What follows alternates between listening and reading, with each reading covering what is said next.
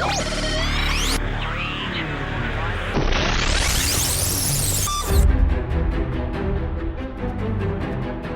listening to The Starting Zone, a podcast about World of Warcraft and the people who play it. And now, here are your hosts.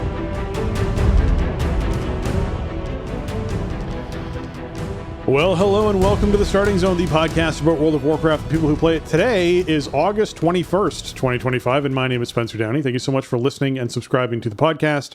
I am joined, as always, by my co-host, Jason Lucas. Jason, how are you doing on this Thursday evening?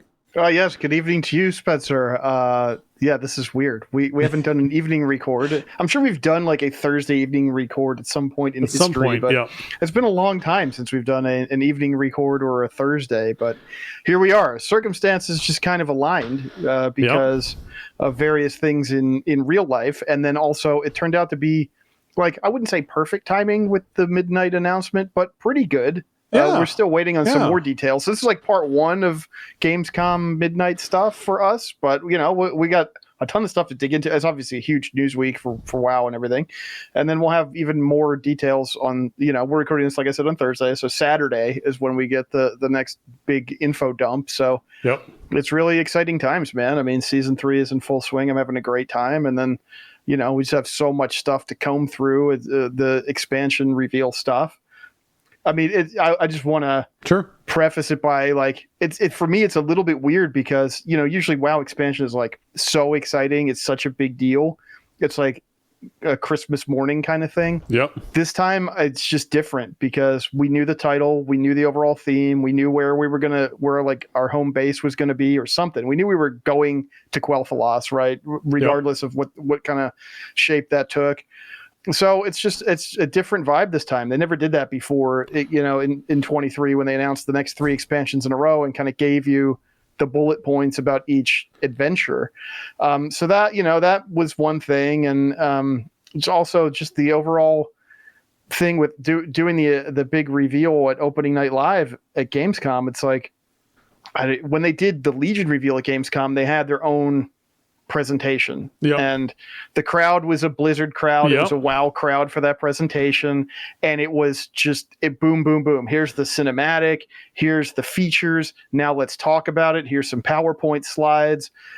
And now this is part of just the state of the industry these days. It's part of the Microsoft Xbox acquisition, whatever. I assume it's like, well, here's 4 minutes of WoW cinematic, and then on to the next game that has nothing to do with anything, and on, and we'll get some more info out later, and we'll do a panel in a couple days. It's, you know, I mean, the Legion Gamescom reveal was burned in my memory forever. Like I just remember how cool that whole presentation was, how excited I was for Legion. It's not that I'm not excited for Midnight. It's not a reflection on the content or whatever. It's just, you know, also Blizzard doesn't control, you know, the opening night live's schedule for how they run the stage. And they said, well, 3:00 is a reveal Eastern time, right? It was more like 3:40. I watched, I tried to like schedule my day and my lunch hour around the midnight reveal. And then I'm watching 40 minutes of trailers mostly for games I probably will never play. So I don't know. It's just different. I'll be glad to be back at BlizzCon next year, I guess, is what I'm saying. Like Holly came out, and you know, Holly, she had that line about remembering the sun well, which would have gotten a massive pop in you know, in Anaheim, and in Gamescom it got less than nothing. Let's talk about that for a moment, right? Like that's where the vibe felt for me. So I pulled up a YouTube stream because YouTube has the better player, so I can jump back and forth and pause and all that kind of stuff, because I had a bunch of other stuff going on. And I was at work. I thought I was going to miss it because I was going to be traveling to work during the 3:00 reveal thing, because I was working till 10 o'clock that night. FYI, one of the reasons why we're recording on a Thursday evening is because my weekend is absolutely just slammed with work. I'm just not going to be around. But when it comes to the Holly Longdale part, she came out on stage to no applause, and then introduced her first introduction to no applause, and then said the next 3 lines to no applause, and then mentioned the Sunwell thing and got like mild little like kind of recognition, and then mentioned the next line about the cinematic coming, no applause, and then just went to the cinematic. And you're like, wow, like it's something that would, like, every line would have landed, and you could almost feel that she anticipated that every line was supposed to land with something, and then was surprised every time there was just dead silence after she said something. That's what it felt like to me watching it, right? I've seen a lot of people present over the years. I work in an industry where I watch people perform and present every single day, and I can tell when someone's waiting for something, and it really felt like there was these like almost pauses after a line for applause that just wasn't there every single time. And it felt weird. Like it genuinely, you're like, this is Gamescom. This is why you don't do this at Gamescom. Like, unfortunate. Like we were definitely not at BlizzCon on Tuesday. And yeah, like I said, I mean, I think part of it too is it was just when they were there years ago, and they had a dedicated time to present the whole expansion. You know, I remember the crowd response being warm. It was exciting. I think this was just, you know, people were in there for the entire show, and WoW is in a really weird little corner of the overall gaming industry, right? I think a lot of the mainstream game industry press, whatever, is like, people still play that, right? Like it's not some hot property. It's like, well, this is still hanging on somehow. I guess some people still care about this, but obviously, like, the game has a huge and really enthusiastic community around it still. It just doesn't belong in that arena, you know? It doesn't belong next to all the stuff it was next to on Tuesday. And so it was just kind of sad. Like it was less of a really, I don't know, just like a bombastic expansion announcement, I think, and then having to spread out kind of the info drops over the course of several days in different outlets. This is why BlizzCon is great, and hopefully for Last Titan, that's the way that they, you know, debut it to the world. I understand that, you know, they have to do what makes sense and what resources they have, and things are different in the Xbox world. So it's just kind of, you know, it is what it is in those terms. But I mean, the stuff that showed off looks really cool. We're going to dig into it all, obviously, but yeah, that was kind of my initial impression of it. I thought the cinematic was awesome. I thought it told a really cool story, and Lorthamar was just so badass in it. And the Army of Light coming up when Liadrin's like praying at the Sunwell, that was so cool. Just really gets you excited to play and kill some void baddies. Although I do want to say, like, I think they went a little too realistic with the character rendering in the cinematic. Like, one thing I've always loved about WoW is how they push the art style out so far.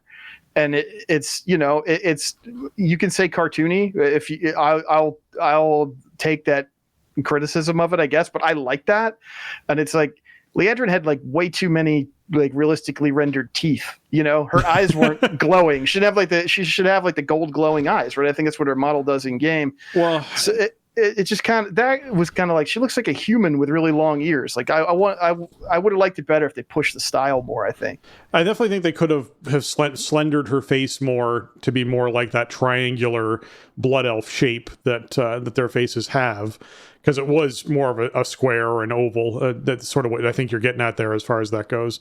And that's not, you know, like a huge note to art department or something. That's just something I agree. I noticed that aspect. I get the not having the glowing eyes, because I think they were really trying to represent her as the one who's very penitent and regretful for what she'd done to the light. I mean, her character basically like captured a Naru and then taught people how to rip the light from a Naru and wield it themselves under like their control, as opposed to like, that's how blood elves were became paladins, was not like serving the light. They harnessed the light and forced it to do their will. Like that's what they learned to do. And I know that through the storyline, because I caught up on some of this again because I wanted to be sure I really understood where a character was coming from in that she eventually comes to recognize her actions were not good actions, and that she regrets them and feels herself somewhat unworthy of the light. And so that's why she's sort of doing the prayer that she's doing, and recognizing in her own way that, you know, I might not be worth it. I might not be worthy of this, but my people are, and we need your help, and that sort of thing. To me, there were two things about it that disappointed me a little bit. One was, if you're going to do the Army of the Light, the first person out of that pool should have been Turalyon. It just should have been. The person who put his hand on her shoulder should have been Turalyon stepping up out of that pool, and it would have looked amazing and been a huge hype moment for that to happen. I get that, the character is going to be introduced shortly because we just, we're hearing today that, yes, Turalyon's there, and they're going to have Illyria Turalyon with their son, and he's got a new model. He's got a ponytail now. There's a bunch of stuff going on. But it's one of those moments where, like, that would have been neat to me. I also would have fully accepted if Uther had stepped out of that light pool, come back from Shadowlands, and I would have been totally fine with that as well. Oh man, jeez. Yeah, I was kind of expecting like one other, known character kind of reveal after the gauntlet on her shoulder, but I think it was kind of cool to just do it as sort of this anonymous force of like light warriors emerging from the Sunwell. That was cool. I like that you can't even break one elf line too. That was really cool. I mean, it was just epic, right? It reminded me, the one for War Within was very introspective, right? It was this really quiet moment, really, between Anduin and Thrall. So I love that Anduin, like I love how they let off this expansion with Anduin and Thrall having that conversation. They had a big quest chain right at the beginning of the expansion around Anduin and what's happening with him. And then we have not heard anything from him. And then we have a giant The Light moment and Anduin's not involved. And I'm like, really wanted him to be involved too. I don't know. It's like the frustrating part of WoW storytelling for me for many, many years. It's like there's too much stuff that you want to know about or see that then they can really put into the way that they tell the story. Like the story kind of moves in these small little chunks and it moves in very specific directions at one time, and that's about it. And it's like there is so much breadth to the fiction, and it's like you just want to see all this stuff. But this was more like, it kind of reminded me of like the BFA cinematic. I think it was just like a big epic fight, you know what I mean? It was like an action piece for the most part. So it was cool. I thought it was really well done. I mean, of course, you expect very high quality standards from Blizzard Cinematics department, but I guess the only other thing I want to note about presentation or the marketing so far is I was looking at the press site, and they put on their press site they put up all different images and logos and stuff, screenshots, what have you, and they put up key art for the expansion. And I saw it in thumbnail, and I'm like, oh, that's a really nice composition on the key art. It's like Zalateth and Lorthamar kind of squaring off. And I blow it up to, a higher resolution so I can actually see it. Did you? Yeah, the signature on it was Glenn Rain, who is like probably my favorite Warcraft illustrator ever. Certainly one of the most important, and somebody who's worked that if you've ever seen any kind of WoW illustration, you've seen his stuff. And he left Blizzard years ago. Yeah. He was a full-time employee for many, many years, and he left a few years back. I never thought that we'd get to see a new Glenn Rain Warcraft piece ever again, but he's out freelancing now. And I guess somebody emailed him and said, hey, Glenn, would you like to do some key art for Midnight? And we got this incredible piece from him. So that was, I like I said, I never thought we'd see the day where we got new Glenn Rain Warcraft art after he left the studio years back. So to me, that was like, this is very specific to me. Most people, I'm sure this is way under their radar, but I like the illustration art is a thing that I really love about the Warcraft universe and what drew me to it when I was younger. And getting a new Glenn piece, and especially one as cool as that, was just awesome. So I've just been basking in it really the last couple of days. Now we just need that to go up as part of the charity auction in the next BlizzCon that happens. Oh yeah, I don't know if I can afford it, but hey, you know what? I'll throw my hat in the ring. It's going to Children's Hospital of Orange County or whatever. It's for a good cause. Exactly. Yeah. So I mentioned last week I'd talk a little bit of story this week because I didn't want to spoil anything for people who are catching up. But I've had this conversation a couple of times with different people, and everyone's sort of all over the field with it. But my perspective on the story right now is that we're repeating history, and it bothers me a little bit that we're repeating history because, like I didn't play a ton of Dragonflight. Like I know some of the story of Dragonflight. I was involved in Dragonflight a little bit, but the most recent expansion that I was really, really involved story-wise was Shadowlands. And Shadowlands was Sylvanas and Tyrande like facing off, hunting each other, Tyrande telling us not to trust, us the hero, not to trust Sylvanas, Sylvanas saying she can help us take down the jailer, you know, this whole sort of thing. And then lo and behold, like there's betrayals and things that happen and you shouldn't trust Sylvanas and like blah, blah, blah. Fast forward to now inside the War Within, and we have Xal'atath and Illyria. And Illyria, don't trust Xal'atath. Xal'atath, you shouldn't do that. Xal'atath, you have to work with Xal'atath, defeat Dimensius, big boss person, work with that. Lo and behold, bad character betrays us. Again, similar. Like it's that loop. And I disliked that in both cases there was that loop. And I'd like the people have made a bunch of different comments of like, well, Sylvanas got like the soul shard and was redeemed and et cetera kind of stuff. I have totally separate long-ended conversations to have about Sylvanas in that situation that I don't want to get into because they're like multiple hour conversations.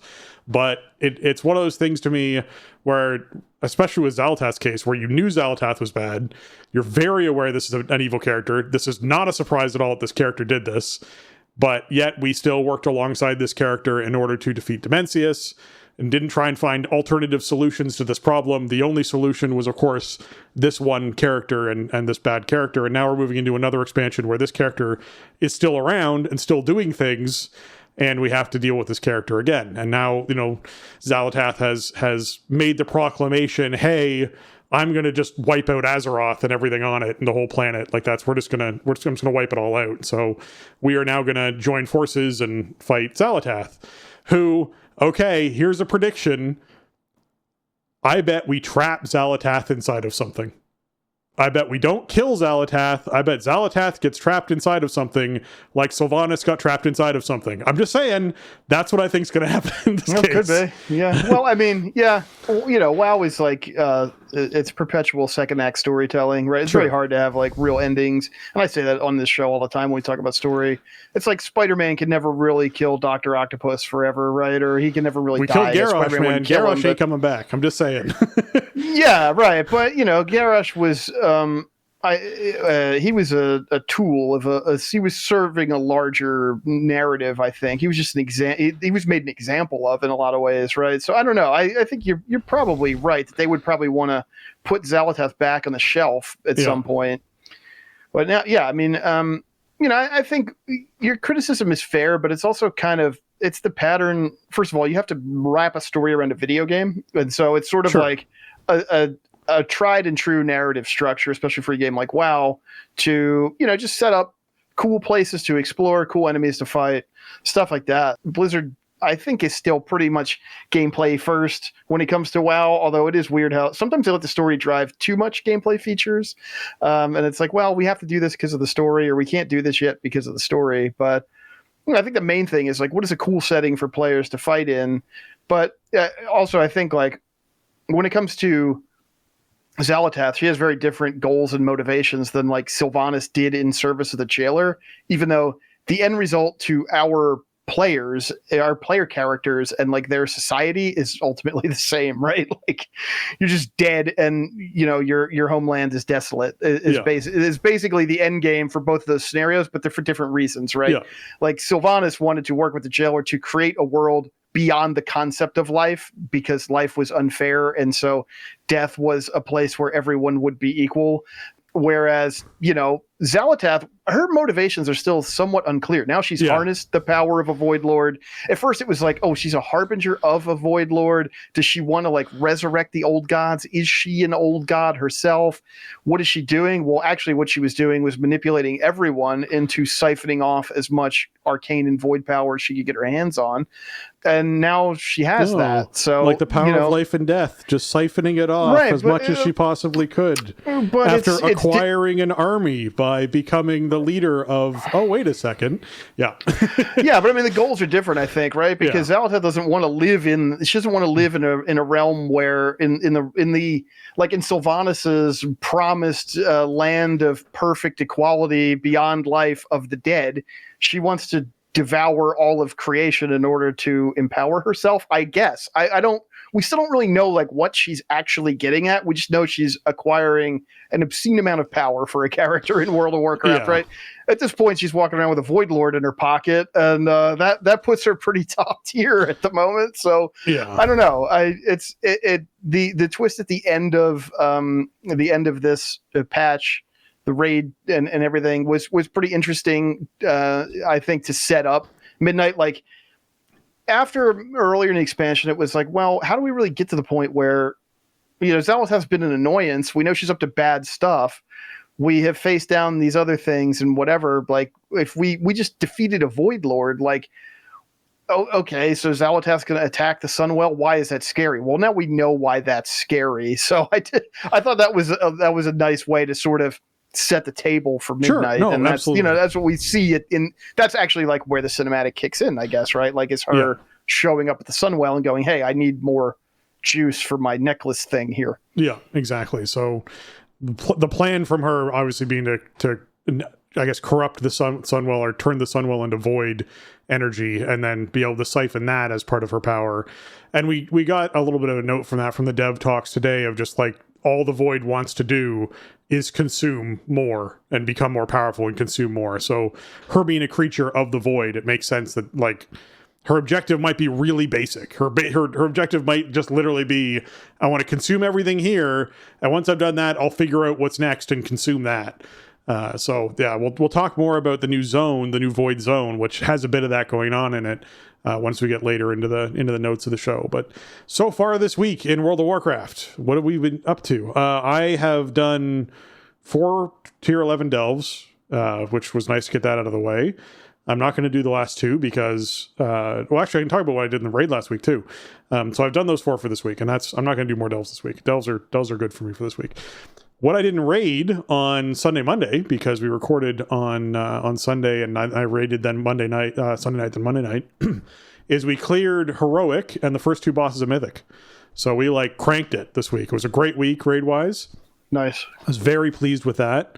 I think overall we could have had some slightly cleaner kills towards the end, but in general, like that is massive first week progress.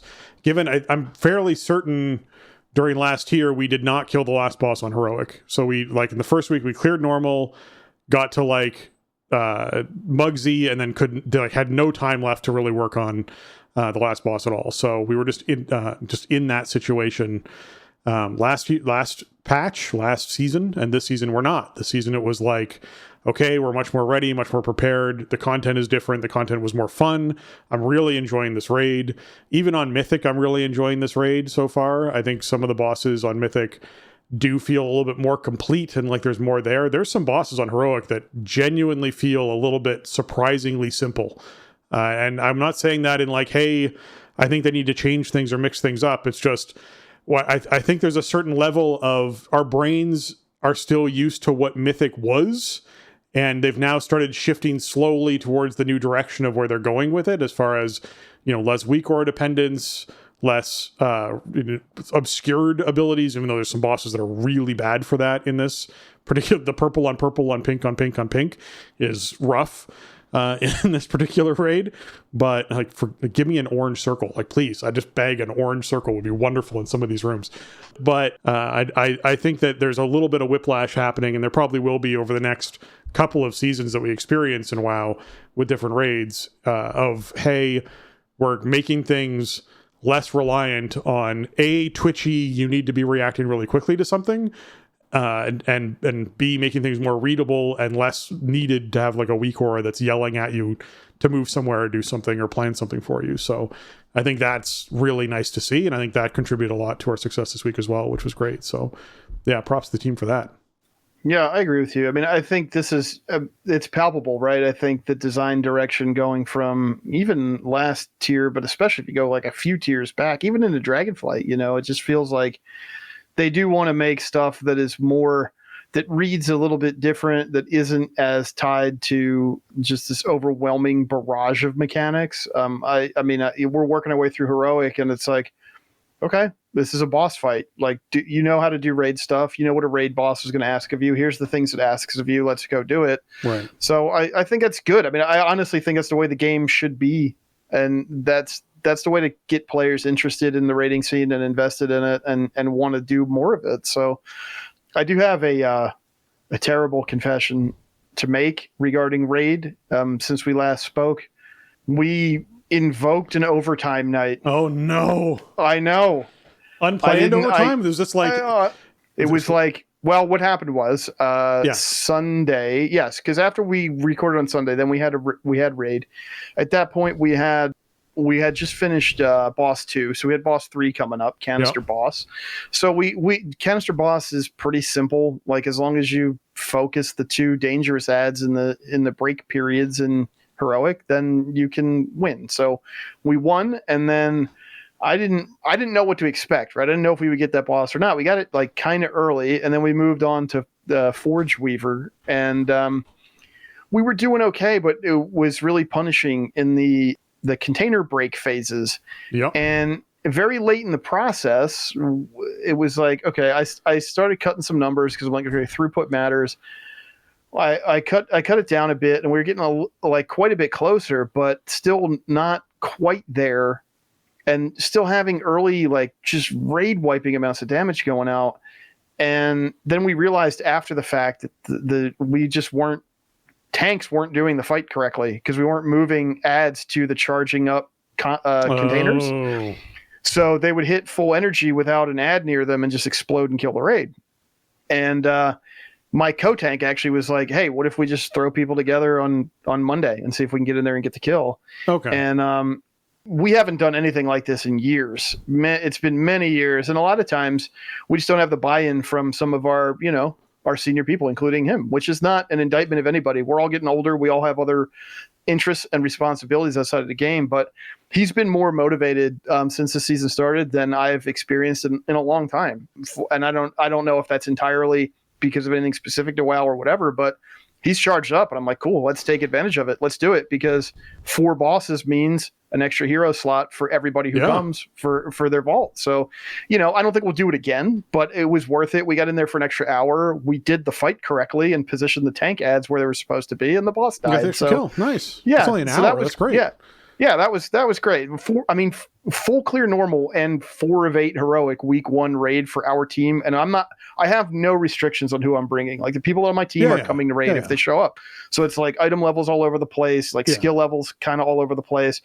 Whatever, show up and kill bosses and have fun. That's the ethos, and it was great. So this week we started off with normal. We blasted normal like it was not even there already. Already we're just hard phasing bosses all over the place, and just stuff's not even happening. Phases aren't firing because we're just killing bosses and moving on, which is a little weird, but it's okay. I'm not upset about it. I think we ended up getting through all of normal and first boss heroic on Tuesday in 2 hours. What day of the week is it today? It's Thursday. So last night we went in. We had a couple wipes on Lumathar. Lumathar is actually the hardest of the first 4 bosses.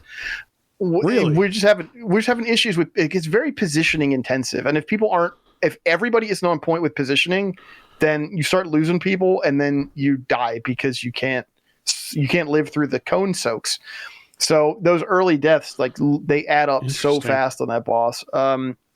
But we went back and did that, and we just made sure we really kind of stressed positioning. We easily re-cleared bosses 3 and 4. It took us. Then we moved on to Demon Hunter boss. I'm not going to remember what this fight is called now, but Soul Hunters. Maybe 5-6 pulls. We down that. Felt great. I mean, that's a cool council fight. It's hectic, but what you actually have to do is relatively simple. Yes. Yep. It looks like a calamity is happening on the screen, but you can, it's just one thing matters at a time. Maybe Agreed. 2 things matter at a time. And that's, I think, is what's really good about that fight design.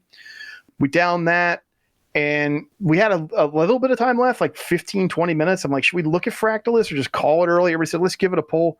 Pull number 1 was 11%. Yep. Pull number 2 was 13%. We're okay, well, see you Sunday. So I think we're in really good shape to get that, and then start looking at Saladar on Sunday. So that's really exciting. I mean, raid's been super fun. I think the place is great. It is kind of a lot of running around, and there's kind of a lot of trash, but I mean, it's a raid.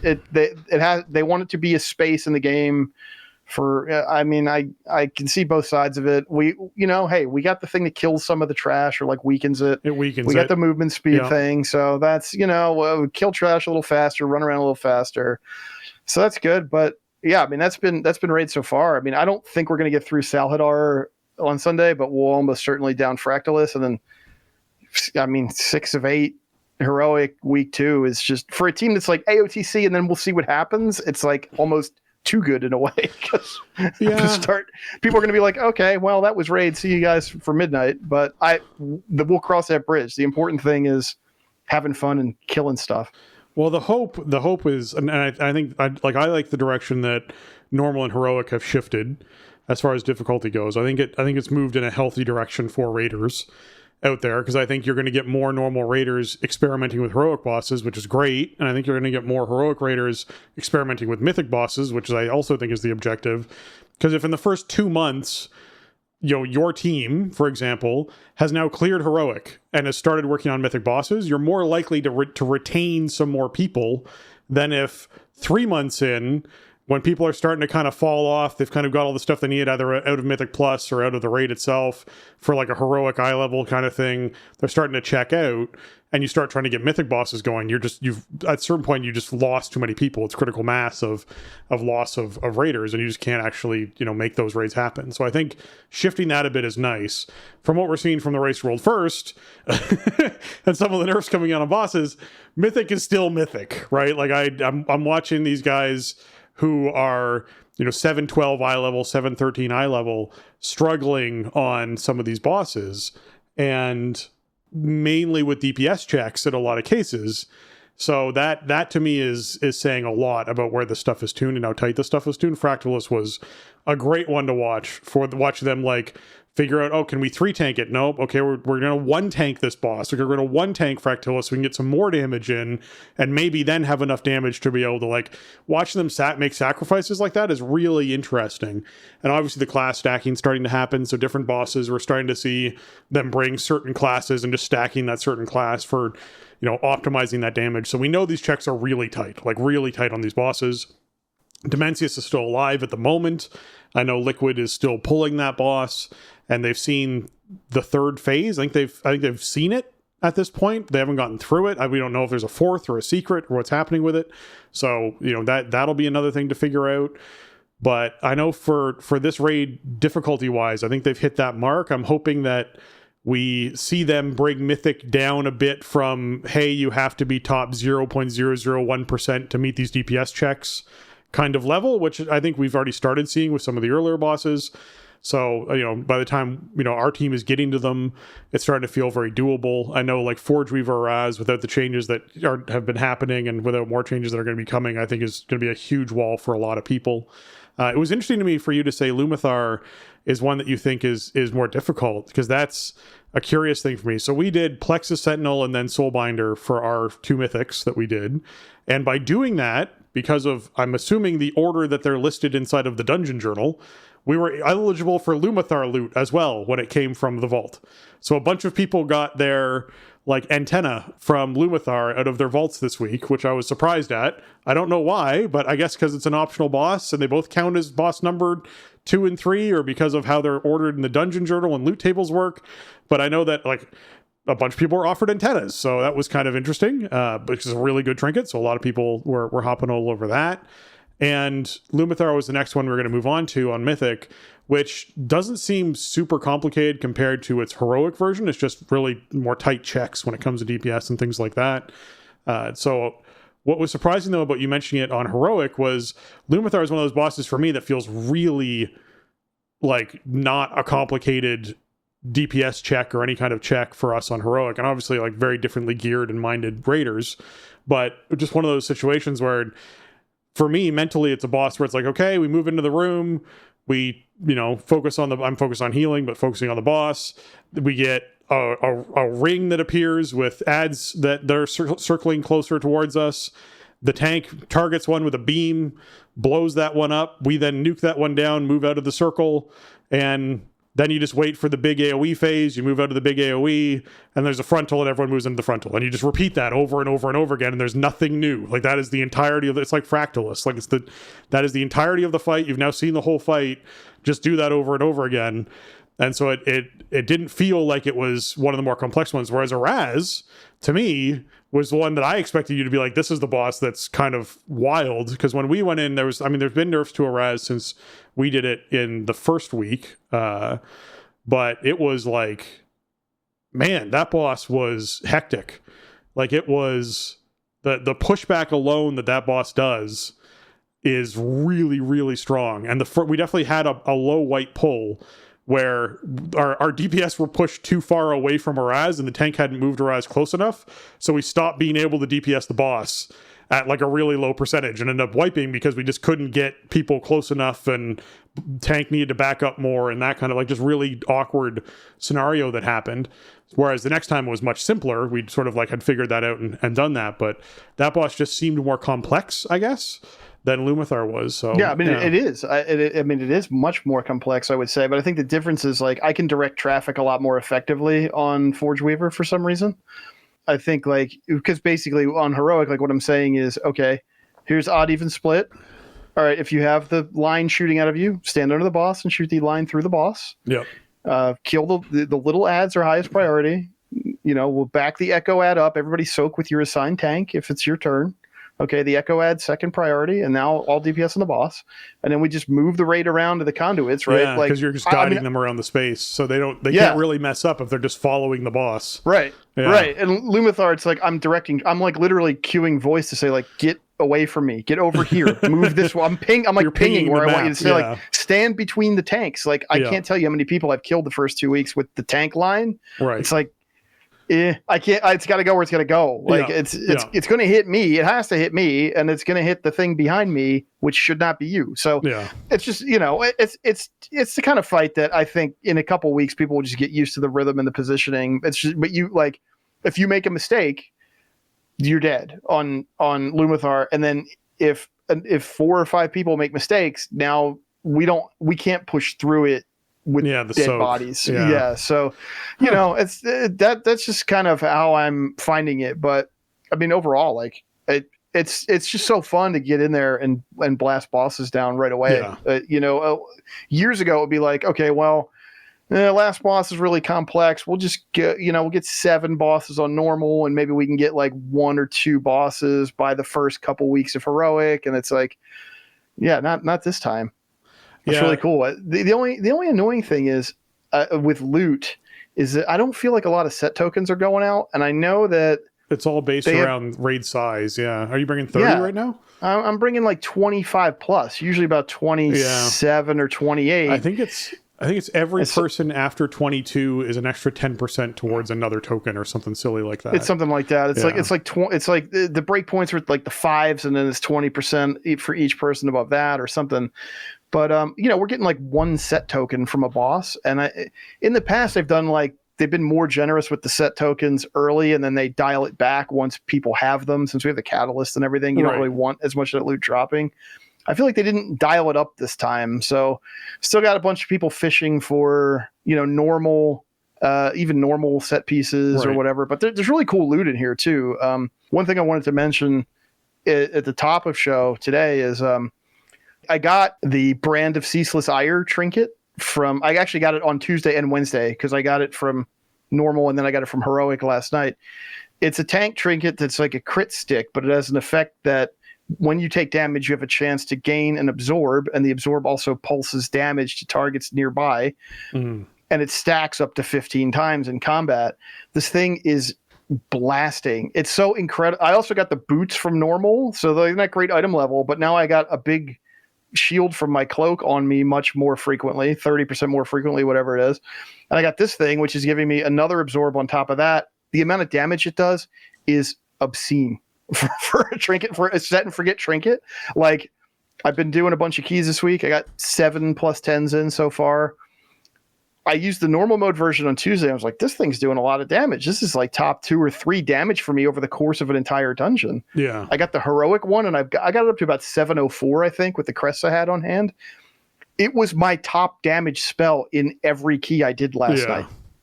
And like, there is no maintenance. It's just pumping the whole time you're fighting stuff. And I mean, it's early season. We're in combat a long time on trash pulls, right? So it has a chance to stack up. Basically, what I'm saying is, get this trinket. Prot Warrior DPS is getting nerfed, and Brand of Ceaseless Ire is getting nerfed. Yeah. So enjoy them while you can. I don't like everybody who plays with me, or probably people who listen to the show frequently know, like, I don't care about damage output. Like, it's not my job. It's a thing that tanks have to pay attention to because of the way the game is designed these days, but it's not what makes me feel cool as a tank. But hey, man, if the damage is just flowing, I'm not going to deny it. So yeah, I highly recommend if you get your hands on a Brand of Ceaseless Ire from that Void Hunters fight, whatever it is, Soul Hunters, the Soul Hunters, that I've been having so much fun with that this week. So really, really cool item. Hopefully they don't touch it up too bad, but looking at some of the numbers, it's like I wouldn't be surprised. I definitely know our tanks are looking for it because it is absolutely doing huge amounts of numbers. So that means it's kind of known, which means you're right, it's probably going to get some kind of adjustment at some point.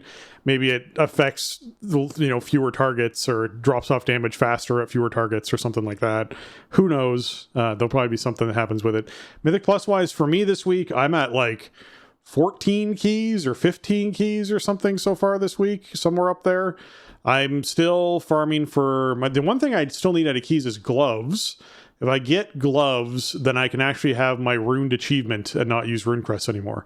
So I just need to get a set of 701 gloves, and then I can upgrade those once, which then lets me upgrade my bracers once and one of my rings once, and then I've used up all of my rune crests for the week, and actually used up all the rune crests I will need on my character, and I'll just need gilded left, which will feel really good. So that's where I'm at as far as Mythic Plus stuff goes. I'm at 2701 now, IO. So I'm actually climbing towards that 3000 mount, which is kind of neat. So that was kind of fun. I'm doing like 11s and 12s and feeling good about doing 11s and 12s, which is really nice that I've sort of gotten to that point so quickly. I think has been really good, especially given that I'm at the item level I'm at. Like if I'm basically a heroic geared with a mythic piece kind of person at this point, rating healing, I feel like that is where I should be for starting to get into doing 12s and above. So I think that makes sense, and I'm been enjoying it a lot. Keys are a lot of fun. I've done some with guildies, and the ones with guildies go very smooth and feel very good, and everything seems like you can have like a casual conversation about something while you're doing an 11 or a 12, and everything feels kind of tickety-boo and like it's working good. And then you do a pug, and you realize no one interrupts anything inside pugs, apparently. That is like just a known thing. There's memes about it that can pop up on my phone now, as opposed to like just being exposed to it. Like as I'm playing Wildstalker, I'm spending a lot more time in cat form on my druid, and I'm using Skull Bash a lot more as a result of that for interrupting things. And I sent a screenshot to Jason earlier today just because it stood out so predominantly to me. I did an 11 Halls of Atonement where I did more interrupts than anyone else in my group as the healer. As the healer in an 11 halls, I did more interrupts than the tank or any of the DPS. And the DPS were melee. The second bottom DPS was a warrior who had done like 6 or 7 interrupts or something versus my 27 that I did for that instance. And you're like, okay, this isn't like I'm a magical special resto druid. This is people are just not interrupting things and are relying on the healer to try and save them through these sorts of things. Like imagine how much more damage I could have done had I not been having to switch into healing form to heal for all the casts that were going off because there were so few interrupts going out, right? Like, or how many more people would have died if I wasn't interrupting as much as I had inside of that dungeon? Because 2 bolts on an 11 will one-shot someone. I don't know if you've ever experienced that so far this season, but if one person gets targeted by 2 things that cast a spell, that person dies because they both do like 8 million damage apiece and just one-shot whoever that is. So it is, and it definitely happens. I've had it happen to my keys plenty of times where people just don't interrupt and 2 casts go off and you just watch someone go from being full health to dead. And you're like, okay, nothing we can do about that one. Sorry, maybe you guys should interrupt spells.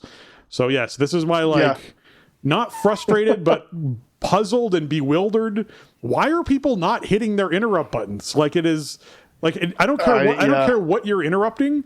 If it is a spell and it can be interrupted, hit your button. Because if there's like a danger spell that's going to need to be interrupted, the tank will get that. That's the tank's, kind of thing when they're in that ad's face. The people who are, expecting to play the interrupt game are ready to hit the big ones. Yeah. So if you're not really doing that, just hit something. But I mean, I echo the sentiment. The keys are feeling great. I mean, I'm up to like 2570 now. I got all 10s in time except Eco Dome. Which I've only done on Keystone twice. It's not like I've tried it repeatedly and failed. And I think I had a 10 that we missed by about 2 seconds. So I'm almost done with that. That's the only port I needed this season anyway, because I already had the old ones. Right. But I mean, I think the tuning feels really good. We got some more tuning to talk about that feels even better. I'm just having a great time in there. I've been running with more different people than I did in earlier seasons, and it has been less, frustrating or whatever, or detrimental. In season 1, it was like, we need like specific stuff because otherwise we're not going to survive this. In season 2, it was a combo of, I think, just overall player interest in some of the stuff and just also sort of the season 1 hangover to get started. And then I feel like the middle season, just people always wane interest kind of early on. But this season, I think after Raid, was it, I think Tuesday night, I think we had 4 separate groups in various channels in the ZTH Discord that were all integrity people, just all running separate Keystone groups together, like full group, like 20 people just doing like that hasn't happened since keys were a brand new concept. So I'm having a great time. I'm looking forward to doing more. I'm probably not going to go the 25 plus route keys this week, but I got to at least get my vault done, and I'm happy to do whatever people want to do. And I'm just really I'm just waiting patiently for reset, because my vault this week's first week getting a myth piece. Obviously, it was the first week you could. I got a ring, which was like, it's like top tier. It's like BIS or like top 3, a very good ring, but it's like, that's not really what you want to be pulling the first week, right? But I said, you know what, I'm going to do it. It's going to be done. But the cool thing is I have hero gloves from last week. I grabbed a hero chest the other night, and I grabbed a hero helm last night from Mythic Plus drops. I have my extra catalyst charge from hitting 2K rating.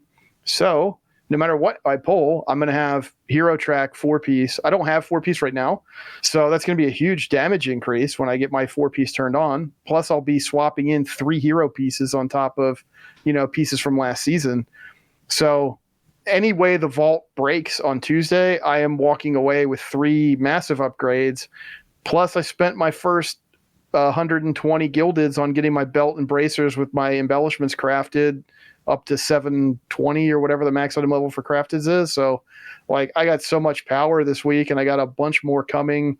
And then, we'll be climbing the ladder to myth track stuff too, but feels really nice to just start like getting into the meat of season 3, shaking off those season 2 items, getting, just that power treadmill. It's just, it's something that some players really dislike because they just want to, I just want to play optimally. I want to have my character feel the way that I like it to feel, or that I'm shooting for it to feel. And I want to just play dungeons all the time. That's what I want to do when I'm logged into the game. I think they've gotten the power treadmill into a pretty good feeling place. There's a lot of sources of loot. There's a lot of granularity to it. You can get some upgrades. So early in the season, you can just get a play session in, play for a little while, and you probably come away with something either new that's more powerful, or you can upgrade existing stuff you have. It's just the reward system just feels really good to engage with, especially early season. So yeah, I got a bunch of big jumps this week. I got a hero weapon, I got a hero almost everywhere already, and I got more pieces to slot in once we hit that reset and get that catalyst charge. So I'm having a great time. Really looking forward to wrapping up stuff for the week. The only thing that's really bothering me right now is, as I talked about a bunch throughout this expansion, I have my monk and my druid that I've been pretty consistent with playing and gearing through delves. I basically solo delve on them. Dude, restored coffer keys are so bad. Yeah. The changes that they made just stink, and I don't know why they did this, and I'm really unhappy about it. Like, you only get 3 full keys now from your weekly, and from the 2 things on Koresh, the special assignment world quest, and the phase diving. Not the phase diving. ecological succession cache, right. which is like a couple dailies and like the Devour event. That's it. The old stuff, you could do 4 of the old things. They give you 50 shards. So you end up getting like actually an extra key, but you have to go do a bunch of really stale content. And then you got to do the world soul memories and stuff to like use your radiant echoes to get some extra bountifuls. It's like, I feel like they pulled it back a little bit too much, and it's really mega punishing for alts because, you know, these characters, this is the content that they play. And in order for me, I got to go do theater troupe 3 times still a year later. Also, I don't know if I know you haven't been delving as much as I have. There's I think it's at rank 3 on the journey. You unlock a vendor. Yeah, who appears at the end of your plus 9s, and this vendor has literally just champ trinkets on it. Like, how much have we complained about the itemization of delves and how many trinkets are in the pool and how abundant trinkets are and how they squeeze out all the other loot you could get from your end of run chests and your vault choices, and you put a vendor in that sells champ trinkets. Like, how about if you put a vendor in that lets me give it a champ trinket and it gives me something else? Well, and that's what I need. I think the piece missing from that is that once that vendor's unlocked, the delves should no longer drop trinkets. I just think that's how that should work. So that would be good, literally it is a situation where it's like, hey, yes, from your bountiful cache where you get a heroic piece, that could still be a trinket in case you're trying to fish for one of those. But the normal loot you get from bountifuls, the champion pieces, should just not have trinkets in them. And after that trinket vendor is unlocked, in my opinion, I think that's how that loot pool should work. Because that way, if you want a champ trinket, you can just buy it by farming delves and use an undercoin and buying it up, and that's no problem at all. But if you are someone who's, you know, not fishing for trinkets, it'd be nice to get more weapons and armor out of the actual caches at the end of that for champ gear. So I think that might be the piece that's missing from it, because I think that would make a big difference for folks. If it's like, hey, the reason why we put this vendor in is to remove all of these trinkets from your champ pool, so you're not worried about getting these trinkets anymore, you know, on these characters. You can just buy them right away and focus more of your loot from these caches, these bountiful caches, towards being your you know, gear that you actually need on your character. Delve wise, I think they're at a pretty good place. I still feel like locking the map where they didn't feel good at all. And I'm glad I'm past that now. I'm glad I have the trinket vendor unlocked. Although I'm not really playing alts at the moment, but I'm glad I have the trinket vendor unlocked. There's one more story I want to tell before we hop into what's going on this week, and that is we did a Just for Funsies normal run this week with like pugs, and we invited more people in and people's alts and that kind of stuff, just for, you know, having some fun on a Tuesday night. And one of the people who was in was a guy who's recently had a kid. And so he often is wearing the kid in a harness against his chest while he plays the game, is how he normally has been doing it. But in this case, I've done that, not raiding, but I was there once upon a time. Yeah, so this is a normal raid, right? And he was there on his death knight. He also had like a priest character that was just sort of AFKing. Our normal run was really like 12 people playing the game and 11 or 12 people being carried, is what that actually kind of was. We had at least 6 people that just had AFK alts in the raid to sort of raise your chances to get more tokens for more tier set bonuses. And then it was like people who had undergeared characters or pugs, and then it was like 12 of our sort of core group that knew what they were doing, kind of thing. And so after the raid that night, which we cleared, and it took like an hour and a half, it was great. We cleared it. He admitted that how he actually did the raid that night was by walking around his house to spend time with his son and whatnot, while holding his mouse against his chest and spinning the mouse wheel for the 1-button rotation. And anytime he had to move his character, he just held down both mouse buttons to move his character around, and then would just spin the mouse wheel and just held the mouse against his chest the whole time he was doing it, spinning the wheel for the 1-button rotation. And I was what an innovator. That is hilarious. And I said I would tell the story on the show, so I've told the story on the show because I love it. It was very creative. I think that's great, actually. I feel like that's, if you could do that in a normal raid, like with, you know, experienced or like, you know, powered up players, like bringing some players who aren't in that position along, then I feel like normal is in a great place. Agreed. Like, Because it should be more of a friends and family thing. And remember when flex raiding was a thing back in the end of Mists of Pandaria, right? And it was like, it's more of a raid than LFR, but it's really pretty easy to do. I think that was a great place for that, and there's an audience for that. And how many times over the years, especially in like the BFA Shadowlands days, did we hear like, normal rating's too hard for my team? Like, I can't kill the last boss. We've tried. We've got 40 attempts on the last boss of normal. We can't kill it. People are giving up. That's not where you want that difficulty to land. That's not the audience that's supposed to serve. So I think they've struck a really good balance with this raid. But yeah, I definitely enjoyed the innovation of binding the one button rotation to a mouse wheel and just walking around his house spinning the mouse wheel, being like, it's doing stuff, it's DPSing, that's all that matters. Just gonna keep walking around doing this, and every now and then I look at my screen, I need to move both mouse buttons, move the mouse a little bit. There we go. All right, it's just like it's perfect. Playing World of Warcraft, man. I have no problem with that. I think it's incredible. I thought it was great. It's, are you going to get AOTC doing that? Like, no, probably not. Obviously but, not. Whatever. That's not the point. Exactly. Not everything has to be that. Exactly. Okay, let's hop into what's going on this week in World of Warcraft.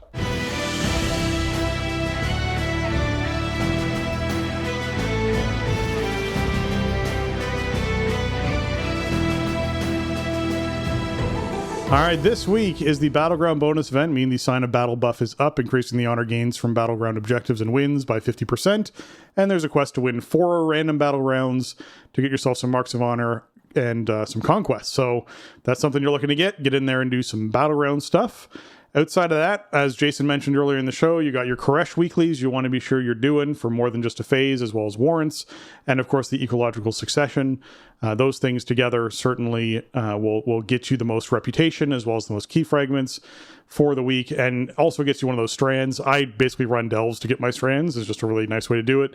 That normal raid on Tuesday, got strands off bosses for that. I finished my strands real fast. It felt really good. That put me up to a 720 cloak, so that's the catch-up point people are working their way towards right now, which is good for that week. Outside of that, there's... Yeah, and if you're caught up, right, we got one more week. Just this reset coming up. Then your cloak is maxed out across your account if you're caught up. If it's not, you can now get everything all the way up to cap, get your max rank, max item level cloak, get all the perks, and you're good. Congratulations, you've completed your artifact grind. Exactly. It's all done at that point. The only other 2 places you can get those strands from outside of delves and raid bosses are the Season 3 dungeons. When you're doing those Mythic Plus dungeons, you get strands from that, as well as your PvP wins can get you those strands as well. So definitely be checking out those sources too to make sure you get your 3 strands for the week, or catch yourself up with everybody else. Okay, Titan Disc Fragments is what this week is going to be. You got to collect 100 of them. This will get you your half spark towards your next spark that'll be a couple weeks away, and then you'll be able to make your next piece of crafted gear. This last week I made my staff because I'd been saving, so I had enough to be able to make my staff, which was great. And so that's all up and running. The other mythic piece I have on my character outside of the staff, which is 720, is a trinket that I got on my vault. So that was a nice way to go. So I had got the trinket from Dawnbreaker, the crystal, that is sort of like the best stat stick in the game. So that felt really good. Yeah, nice. Nice one. So that's all taken care of for the Resto Druid. PvP Brawl for the week is Temple of Hotmagoo. That means this is Temple of Khotmagoo with modified rules. You enter the Temple of Khotmagoo for this fast-paced match. For a whole new twist, players will be able to throw the orb to friendly players in a game of hot potato. Beware, they'll also gain a debuff along with the orb, so choose wisely. We're turning things up to 11 by changing the resurrection time to a quick 5 seconds. Who will be able to hold on to the orb and claim victory. This is always just a really fun version of this, because not only are you throwing around an orb that just debuffs the person who you've thrown it to, so you do have to choose wisely, otherwise you can really troll someone, which I think is hilarious. And then the 5-second res just means there's no downtimes. People are just rolling back into that arena over and over and over again. It's a really fun time. So I like Temple of Hotmagoo. Very fast paced, a lot of fighting, minimal amount of the strategy, I would say. Like there is, but it's a small map. Everybody's alive the whole time, so you're just blasting away. If it works, and if it's not bugged, and if you don't get tossed into a different brawl, which might happen, but we never know with these every now and then. Right. As far as world bosses go, Reshinor is still the world boss. The health has not been nerfed since the last time we saw it, so this means that this is expected to be, in my experience, it's going to fly back and forth 4 times. That's what you're going to see. You're going to see it fly once down to one end, fly back, fly down to the other end again, fly back, and then you tend to kill it. That seems to be the pacing that I experience. That gets you some 688 eye level loot. That's really nice. I now got my second Haste Mastery ring. I've gotten a Haste Mastery ring previously. I've now gotten a second Haste Mastery ring. I don't know what I'm going to get next week, but it means both characters who want to use those can have them now, which is nice. If you like Haste, it's a really good Haste Mastery ring too. Yeah. Yeah. So it's certainly good for that. Outside of that, this boss, just the general tip we'll keep saying on the show, once you defeat the ads, they put down a pink spike that if you stand on, you can phase dive, and then you do increased critical damage and have increased critical strike chance to the boss. So just be sure you're going downstairs and then blowing all your cooldowns downstairs on the boss, who will then take you back up to the upstairs, and then you can continue DPSing the boss there until he flies to the other end and does the same thing over again. So that will speed up these phases. Maybe we can get it down to 3 flights as opposed to 4. Who knows? Right. Yeah, pass it along. Tell a friend. Click, stand near the pink spikes, click your extraction button, phase dive, pew pew the boss. Yep. And kill it in under 7 minutes. You can do it. As far as Mythic Plus affixes go, we have a Void Bound week. That means the Void Emissaries spawns while players are in combat. Once you defeat this, you get a versatility and cooldown reduction buff. This is one of my favorite ones that we get. I am super pumped about seeing this. This is the one that you can Touch of Death, this ad. And I imagine with the health pools that we're getting now, unless they're increasing the shield on this thing by a whole bunch, you're going to see this thing start popping even faster than we previously have. Pulsar wasn't that bad. I mean, Pulsar was okay for this past week. It wasn't, it's going okay. I think that there's certain bosses that it tends to work really well on versus others where you have to be grouped up. But I don't dislike Pulsar as much as I dislike Ascendant. Ascendant was definitely worse overall. Yeah, Ascendant's kind of the bad one now, right? Yeah. I think it's maybe it's just so noisy. Yeah. Pulsar's noisy too, but at least it's not 10 plates on a staggered timer. Also, like that Mastery Leech is real nice compared to Haste, which as we said a lot earlier in this expansion, like if you're a Haste class and you like Haste, you probably got more Haste than you really know what to do with. So a Haste buff isn't really doing that much. And the movement speed is cool, but it's really only good in between packs because you're mostly just standing there fighting stuff and just maybe sidestepping something. So I've been feeling the Pulsar buff this week a lot. Like the Mastery and Leech feels really good. And man, verse is nice. CDR is nice. Crazy. Yeah. So really, I think this will be good. Void Emissary is not very noisy. It's a plate and you got to pick the thing up and kill it, but it's one thing and it sticks to your tank and it takes cleave damage and stuff. Yep. It's not super positioning dependent unless something really weird happens and your tank can't gather it or whatever. But it's relatively easy to deal with. And last season they changed it. It's no longer an all or nothing proposition. The Void Emissary is not it's not shielding stuff around it as it comes out. It's trying to complete a cast that will then provide a shield to things near it based on how much health the shield on it had left. So if you kill it, it doesn't do anything and you get the buff. Yeah. But in season 1, it was this sort of give and take. Like we need to kill these ads that the boss is spawning, but we also need to pop the shield on the ads and kill it. This is a bad situation. What do we do? Well, we're dead because we couldn't kill the ads. It doesn't work like that anymore. You still want to, focus this thing and kill it. But if you have to divert your attention elsewhere and you can't totally kill this thing, it's not the kind of game over situation that it was in season 1. Agreed. So it's a pretty good affix and the buff is pretty nice. So low tyrannical, as I always say, it can be kind of tough because you could hit a wall with bosses that are a little bit much for you. But overall, I think this is a good week coming up. I'm still very much in Pulsar mode because it's only day 3 of this week, and I'm going to be doing more keys. But I'm thinking ahead to next week. I feel like it'll be fine. Just thinking about the way it works with this dungeon pool and everything, just round it up, kill it, and enjoy your buff. This is going to be big next week for people looking to push because the verse buff not only is reduced damage and increased damage, and the cooldown reduction is just increased damage in general for most classes. The biggest thing is the cooldown reduction's effect on dispels. So one of the big dungeons that a lot of people struggle with pushing high keys on is Arakara because of the last boss, because of a lot of things. 30% cooldown reduction on healers' dispels is massive in these dungeons. That's so many more dispels for poisons from all the classes that can dispel poisons, not just the healer inside that group. That's so many more dispels for the last boss with that poison that's happening so much faster. And they've already reduced the amount of those that spawn. So chances are you'll be able to get a lot of those off pretty quickly and not have to deal with any of that very much. The trash on the sides of that room, which has become part of that route that some people choose to do, is killing off that side trash. The slows that they put out on your tank, you'll be able to dispel that more frequently and consistently while also dispelling other things. Like, it's a really big difference maker for some of these dungeons to have those dispels. Same thing with Priory, same thing with a lot of these places where dispels are really critical. This will be a really nice week for a lot of people to push, just because it opens up the ability for their healer to just be able to throw dispels out so much more frequently that they just don't have to deal with as much damage and as much disruption on your group as you normally have to. So I'm really looking forward to Voidbound this week. I do have a tip. As I gave one last week, I have a tip for this week. This week's tip involves Gambit. So if you're someone who's running Gambit, the very last boss, the new thing to do is to tank the last boss between the cart and the wall at the top of that fight when he's spawning adds. This will force the adds to spawn on top of the boss, which makes them very cleavable. And if you have a druid who has Vortex and they put Vortex down, when the adds teleport away, they get zipped back, which means they're automatically disrupted. It's really, really nice.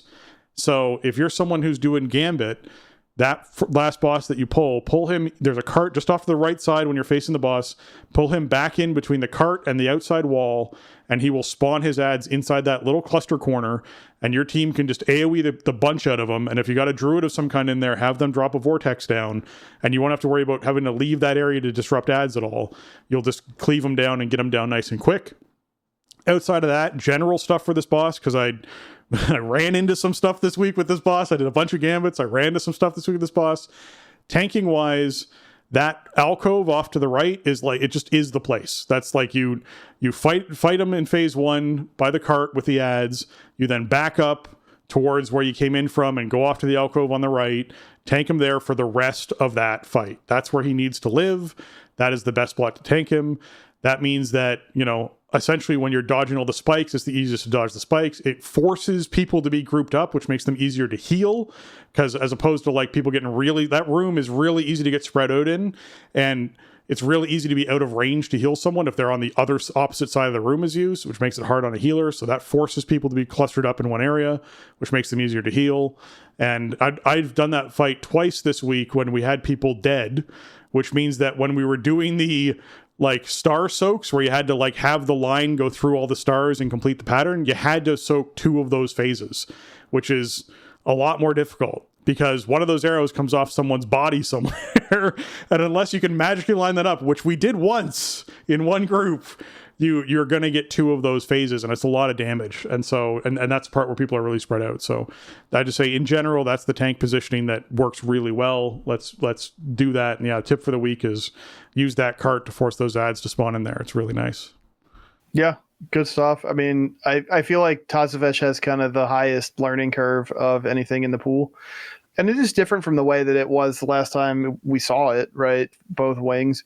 There's differences, but a lot of that learning carries over. So they're kind of familiar spaces for those of us who were, in there week in and week out years ago, but that was years ago now. So I do think you can kind of see the design shift the most from those 2 dungeons to most of the rest of the pool. And we have other Shadowlands dungeons and we've had them all expansion, but Tazavesh was kind of like the pinnacle of Shadowlands dungeon, right? It was the mega dungeon. It was a challenging enterprise, especially at first. So, but I think some of just that core design, it's still, you could still see it in there. And I just feel like they don't really design stuff like that anymore, which is good. I think Shadowlands was sort of that top end of just being antagonistic against the players. You're making challenges for the players to overcome. That's just it just feels unfair, at a certain point. And right. I feel like the newer stuff, look at Ecodome, man. Ecodome does not feel like Yeah. Tazavesh, Yeah. You could tell the design difference. Yeah. Absolutely. All right. Eastern Kingdoms Cup is coming back. We mentioned it last week. It's coming back this week. It is August 26th till September 9th. And you can head out to Valdrakken, Stormwind, or Orgrimmar to pick up the quest to sort of begin it. But these actual routes that you're going to be flying are all over Eastern Kingdom. We're talking Blasted Lands, Ironforge, Booty Bay, Deadwind Pass, Elwyn Forest, Redridge Mountains, Gilneas. It's all over the place in there. There'll be a blog post. We're going to link it inside of our show notes if you want to click on it and actually see like the full breakdown of all the places and all the flights. But in general, this is just a really great thing to hit if you haven't hit it yet. The rewards are you get a currency that you're allowed to spend, and that spending goes towards getting neat appearances and things for your Drake, as well as some transmog. So we got like the cup specific ones were all the Winding Slither Drake getting the yellow scales, the paired horns, the horn brow, the shark fin tail, the perishable customizations. They talk about like the renewed Proto Drake, the getting a prong tail and a bunch of other stuff for Winding Slither Drake and Cliffside Wild Drake and Highland Drake getting curled horns, like a bunch of stuff like that. Transmog wise, we got helmet, shoulder pads, jersey, hand wraps, belt, leggings, and boots for the Drake Racers set. So you can have like a fancy Drake racing set if that's something you wanted. And worst case scenario, you can just go and buy the Valdrakken Accord insignia and get a bunch of reputation if that's something you want to do with it. But this is one of those events that comes around about once a year is what we're sort of seeing. So if you're wanting to do Eastern Kingdoms Cup, be sure you're taking advantage of that over the week and a bit that it's out coming up. Yeah. It's cool stuff. There's some really cool tracks in here. I think it's been almost 2 years since we saw this because I think it's only been up one other time. So I was going back through. The last time I found it in our notes was from October of 23, which was when it was new then. And that was actually like when I spent a couple weeks in Japan that month, and I was like, oh, can I get this done? I remember having to get Eastern Kingdoms Cup done, all golds, before I packed up for my vacation. So that's my biggest memory of it, was trying to blast through these in time because I was going to miss the end of the event. So, but it's cool. There's some cool, unique stuff from it. The shine is off it a little bit, right? Because like the Drake customizations were really cool in Dragonflight, and like now we're kind of using new stuff. Well, I don't see too many Drakes anymore. I do see some still, but there is stuff that you can only get from the cups. Yeah, completionists are out there, man. And there's Mog, like the Mog is really like aviator kind of themed, so it's cool if you like that vibe. Yeah, we can only assume that it'll be Valdrakken Accord rep that you can get from it, which seems kind of weird, but it is tied directly to the dragon racing kind of concept. Obviously it's not live right now. We'll report back if there's any cool new stuff or any different things you can do with your currency this time around. Yeah, we'll have to wait and see on that for us once it's actually out and live and what's going on with it. Okay, as far as notable class hotfixes go, we are looking at some tier set fixes for Balanced Druids. They made it so they fixed an issue where the ornaments of the Mother Eagle 4-piece, which is causing when it was causing damage to shields, when you're damaging shields, it was not counting towards the actual damage dealt while your Dryad is active. So how this 4-piece works for Balanced Druids is you activate your Celestial Alignment. This calls in a Dryad, and this is for people who are doing Keeper of the Wild or Keeper of the Grove spec for their hero talents. It calls in a Dryad, and all the damage you deal while that Dryad is active is then sort of banked. And when you unleash your next 2 Star Surges, it's additive to those Star Surges. So one of the nifty things, here's a tip for Balanced Druids out there that you can do, is you can call out if you spec into having the double Celestial Alignment and big Celestial Alignment so it lasts longer, then you can essentially, this is what I'm using for Mythic Plus, you can essentially call out your Dryad, the first one, with your first Celestial Alignment, build up a whole bunch of damage during that phase, just damaging things the way you would during Celestial Alignment, the way you normally would, and then when that drag goes away is when essentially it goes, okay, here's your 2 charges of Star Surge. Don't cast those Star Surges until you've casted your next Celestial Alignment. Because then the first 2 Star Surges of that Celestial Alignment become banked for the second Dryad. Which means that now you've essentially said, hey, I've now banked all this damage, got 2 Star Surges that are amped up like crazy, cast another Dryad, and the first 2 spells I cast into that Dryad are these amped up star surges, which means that then at the end of that, you get even more amp damage, basically, from that second Dryad when they go away and give you 2 more charges of star surge. I did 34 million damage with 1 star surge. So that felt really good. Wow, that's a big number. Felt really good. It was a crit, but it felt really good. This is important in terms of the fix, because there's actually a lot of stuff with shields on it in this content. Like, not even just in the raid, but just in the outdoor world and stuff. So yeah, I'm running into all kinds of things that have shields on it. So that's nice. And also, I guess will probably mean that it's fixed for this Mythic Plus week coming up. Yes, where there's shields involved on the affix. So yes, very important that is counting if you happen to have cooldowns rolling while that's happening. But yeah, we saw some other fixes here for Shadow Priest. They also did some for Rogue, Demon Hunter. Looks like Frost, Unholy, and just Frost and Unholy Death Knight both got some fixes as well. So if you're any of those stand out. I know Enhancement Shaman, Stormbringer, they fixed an issue causing static accumulation to not continue to generate Maelstrom weapon stacks if Ascendance was cast while Ascendance was already active. So like really niche problem, but also if you're just not gaining your Maelstrom stacks, that's a big problem. So I'm glad that got fixed for you guys, because I know they were trying to make Enhancement more viable again, and that wouldn't have helped if that wasn't working. What we're seeing a lot of is just catching up on the debt of all the busted 2 and 4-piece bonuses that people were complaining about being broken on PTR. They're fixing them. It's a shame they couldn't get them fixed before they shipped, but it's just the way it goes sometimes. And maybe that's a symptom of how fast and furious stuff is rolling out the live game anymore. But we talked about it a little bit, I think, before patch came out, that the PTR testing, we didn't have a real good picture of what stuff was going to be like, because so many set pieces were bugged and stuff, set bonuses, I should say. But, a bunch of more fixes went out this week. So just chipping away at them. I don't know if there's more out there that's still malfunctioning, but, at least they're getting fixed. Yeah. As far as dungeons and raids go, Avanox in Arakara got a big old nerf. If you're someone who is like, man, this boss just does too much damage during a lot of its sort of AoE phases that it does, Gossamer's Onslaught missile damage reduced by 50% in here. So huge nerfs to that. That's the AoE that happens while you're moving around. There's like the webbed spawns that happen, all those white circles that pop out, and you're taking like ticking damage during that whole thing.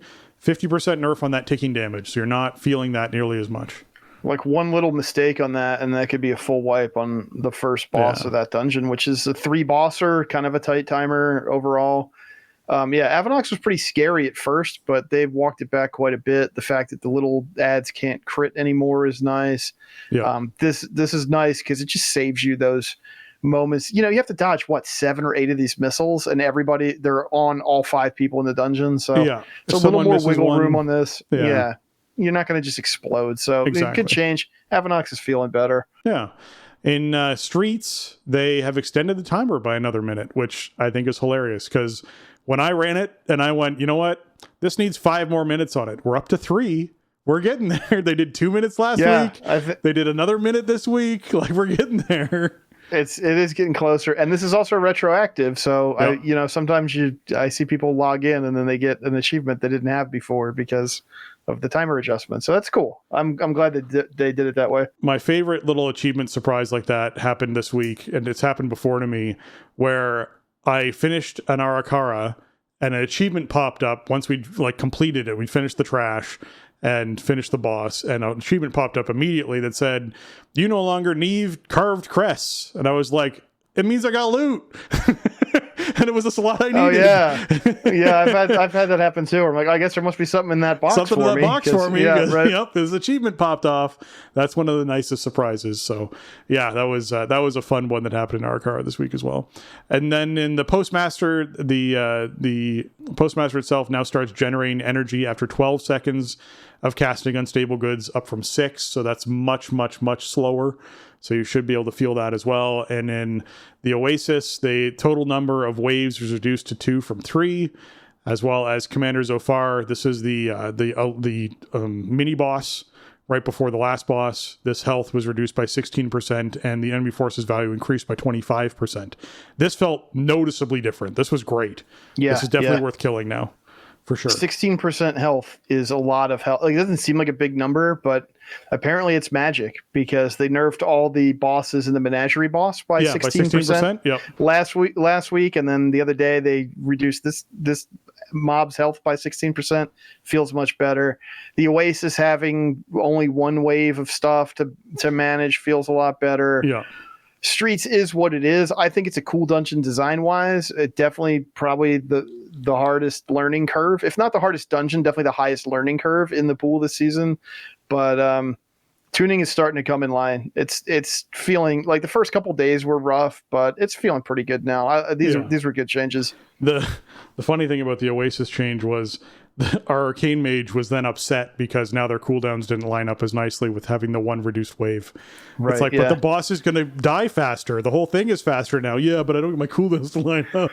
Like, okay. That was great. We're very sorry for you, but we want to kill the boss and not feel like we're being punished by the video game that we're trying to enjoy together. Yes. The Manaforge Omega nerfs came out for Mythic. In Soul Hunters, they reduced a bunch of abilities by 10 to 15%, as well as some of the health. So some of the abilities there also got health nerfs, which was big.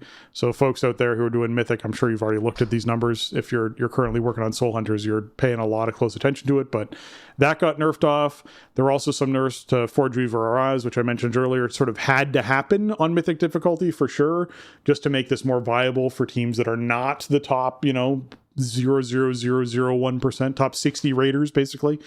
And then there were some nerfs that affected non-Mythic difficulties. Astral and Void Manifestation movement speed reduced in Mythic difficulty. That's one of the things there in Mythic. But outside of that, they increased the allowed time. Sorry, they increased the time allowed before containment breach to 10 seconds as opposed to 3 seconds. Huge difference in that. And then the prime sequence movement speed and number of missiles was also reduced. So those are things that you'll notice right away on your normal and heroic difficulties for Forge Weaver or Oz. As far as Fractilis goes, they increased the damage of they reduced the damage of crystal lacerations by 20%, but increased the damage of Shockwave Slam. So this boss for us on normal and heroic felt like there was very little damage happening. Like, it was really weird. It almost felt like it was bugged and damage that was supposed to be happening wasn't, because we were very surprised when we went up against this. But since they made these changes, which I think were live for when we did our normal raid on Tuesday, but they might not have been. It might have been after that. Since they made these changes, it is a noticeable sort of change in where that damage tempo is, which I'm glad to see. And then they nerfed his health on Mythic difficulty because, as I said, people were like one tanking it and doing all sorts of outrageous things to try and hit the checks. And it's like, all right, we don't need that. Let's just shave a bit of health off and actually have you do this the way that it's kind of intended to be done. I don't think Blizzard ever wants to see a boss one tanked. I don't think that's ever their intention when they design any of these mechanics. So it's good to see. No, I don't think so either. Yeah, it's unfortunate, but sometimes you got to just do it and add stuff like the physical damage taken debuff or whatever, just to force a tank swap. I mean, the expectations designed around having a 2-tank situation for a raid, and I think that's fine, and we're very used to it over the many years it's been that way, and I don't think you want to encourage people to deviate from that too much because it just creates weird problems for raid comps and stuff. But yeah, I mean, Forge Weaver, that was the boss that was like just brick walling teams, right? It was. I think early on, only like the 4 teams at the top of the race had killed it, and nobody else had killed it. It's the 4th boss of the raid, Blizzard. Like, you got to let people play the game. So, that's the whole thing. We're not going to get into that on this show today. We have too much other stuff to talk about, and it's good stuff that we want to be happy about, not lament the Harlem Globetrotters tuning for the Race to World first. So, anyway, I wasn't surprised to see those nerfs come down after I had looked at WoW Progress. Yes, WoW Progress still exists, and I still look at it. I was like, 4 teams have killed this boss? Well, that's got to get nerfed. Yeah, we hadn't seen anything like that since I'm sure you remember Lady Ashvane back in the day of Eternal Palace.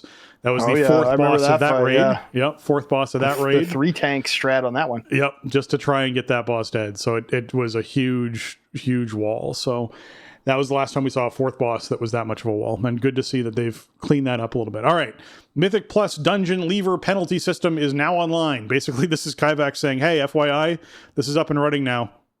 Like, okay. That's great. how does it work? How do you do anything? Is there anything is there like a blog post we could get refer to the official blog post? Oh wait, there isn't one. Yeah, so no. It's a tricky thing. I'm glad it's in. I will say I ran into it once. There was a gambit that I was in where we got to the last boss and we wiped twice because of bad decisions on tank's part as far as where they're tanking and what they're doing, and I was giving kind advice as to how they could potentially improve the situation, and that person decided I'm going to try and just abandon the key. So they did /abandon, which is your way to start the vote for that abandon to happen.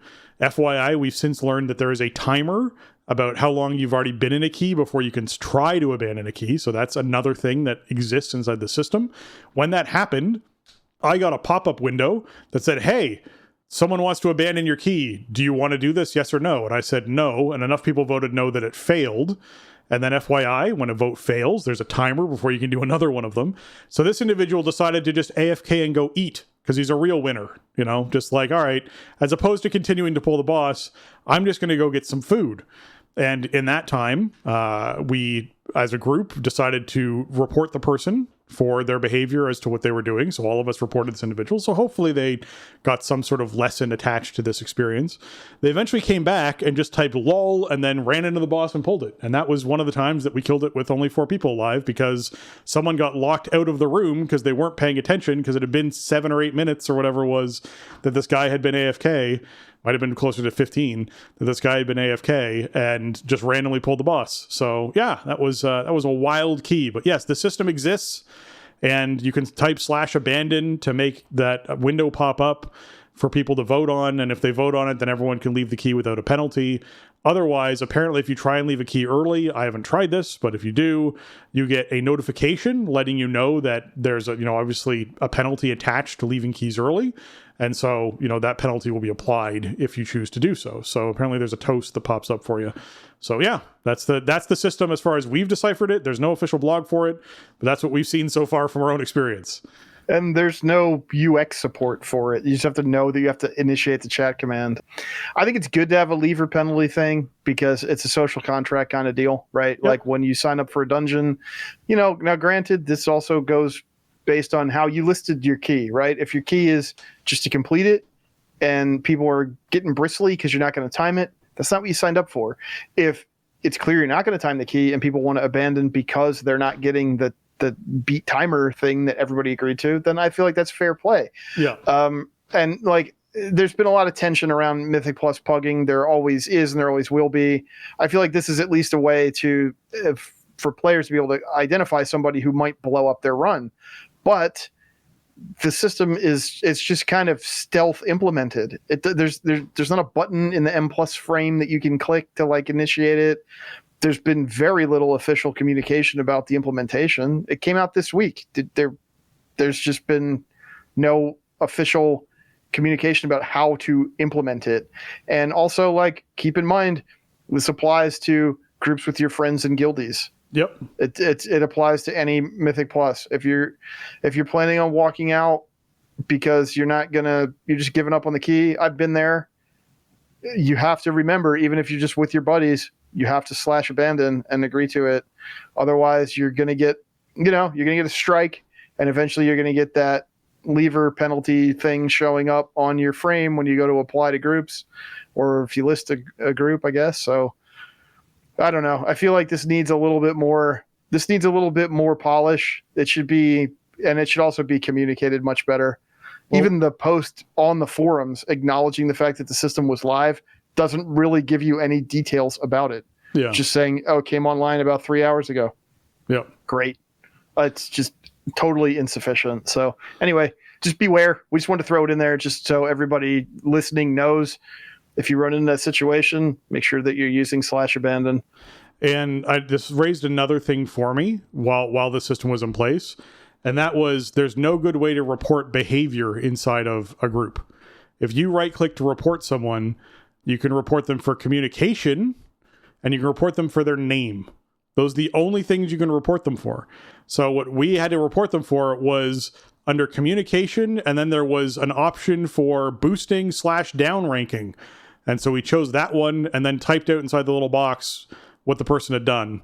And it's like, okay, there should be one for like went AFK for 30 minutes in a key after they failed their their penalty system lever vote. Like that should be an option for what's going on here. Like you should be able to choose some more options there for reporting behavior, because there's people who do just absolutely this same tank intentionally would roll, even though I'd explained it, would roll into the debuff on Gambit over and over and over again to try and get 3 or 4 stacks going to just wipe the group, like was intentionally trying to troll us. Now, they did it once and wiped our group. The second time, I was waiting for it to happen and was ready as a healer to hit Tranquility and be able to keep people alive, because thankfully that was buffed inside 5-mans through that buff. But he did it on purpose, and he tried to do it again afterwards. And I would, like, move towards it, and then he'd roll into it just to try and get a 2-stack. And I'd be like, nope, not touching it now, waiting on you to do your next thing that you're going to do, because they were just trying to troll the group. So, like, you need, like, being able to report that behavior would be a great option to add to the game, because it just doesn't exist at the moment. So I would appreciate that as well. Okay. As far as War Within developer notes, we know there was some Legion Remix, various bug and tuning fixes that they sort of just threw in there as a generic note, as well as some user interface and accessibility.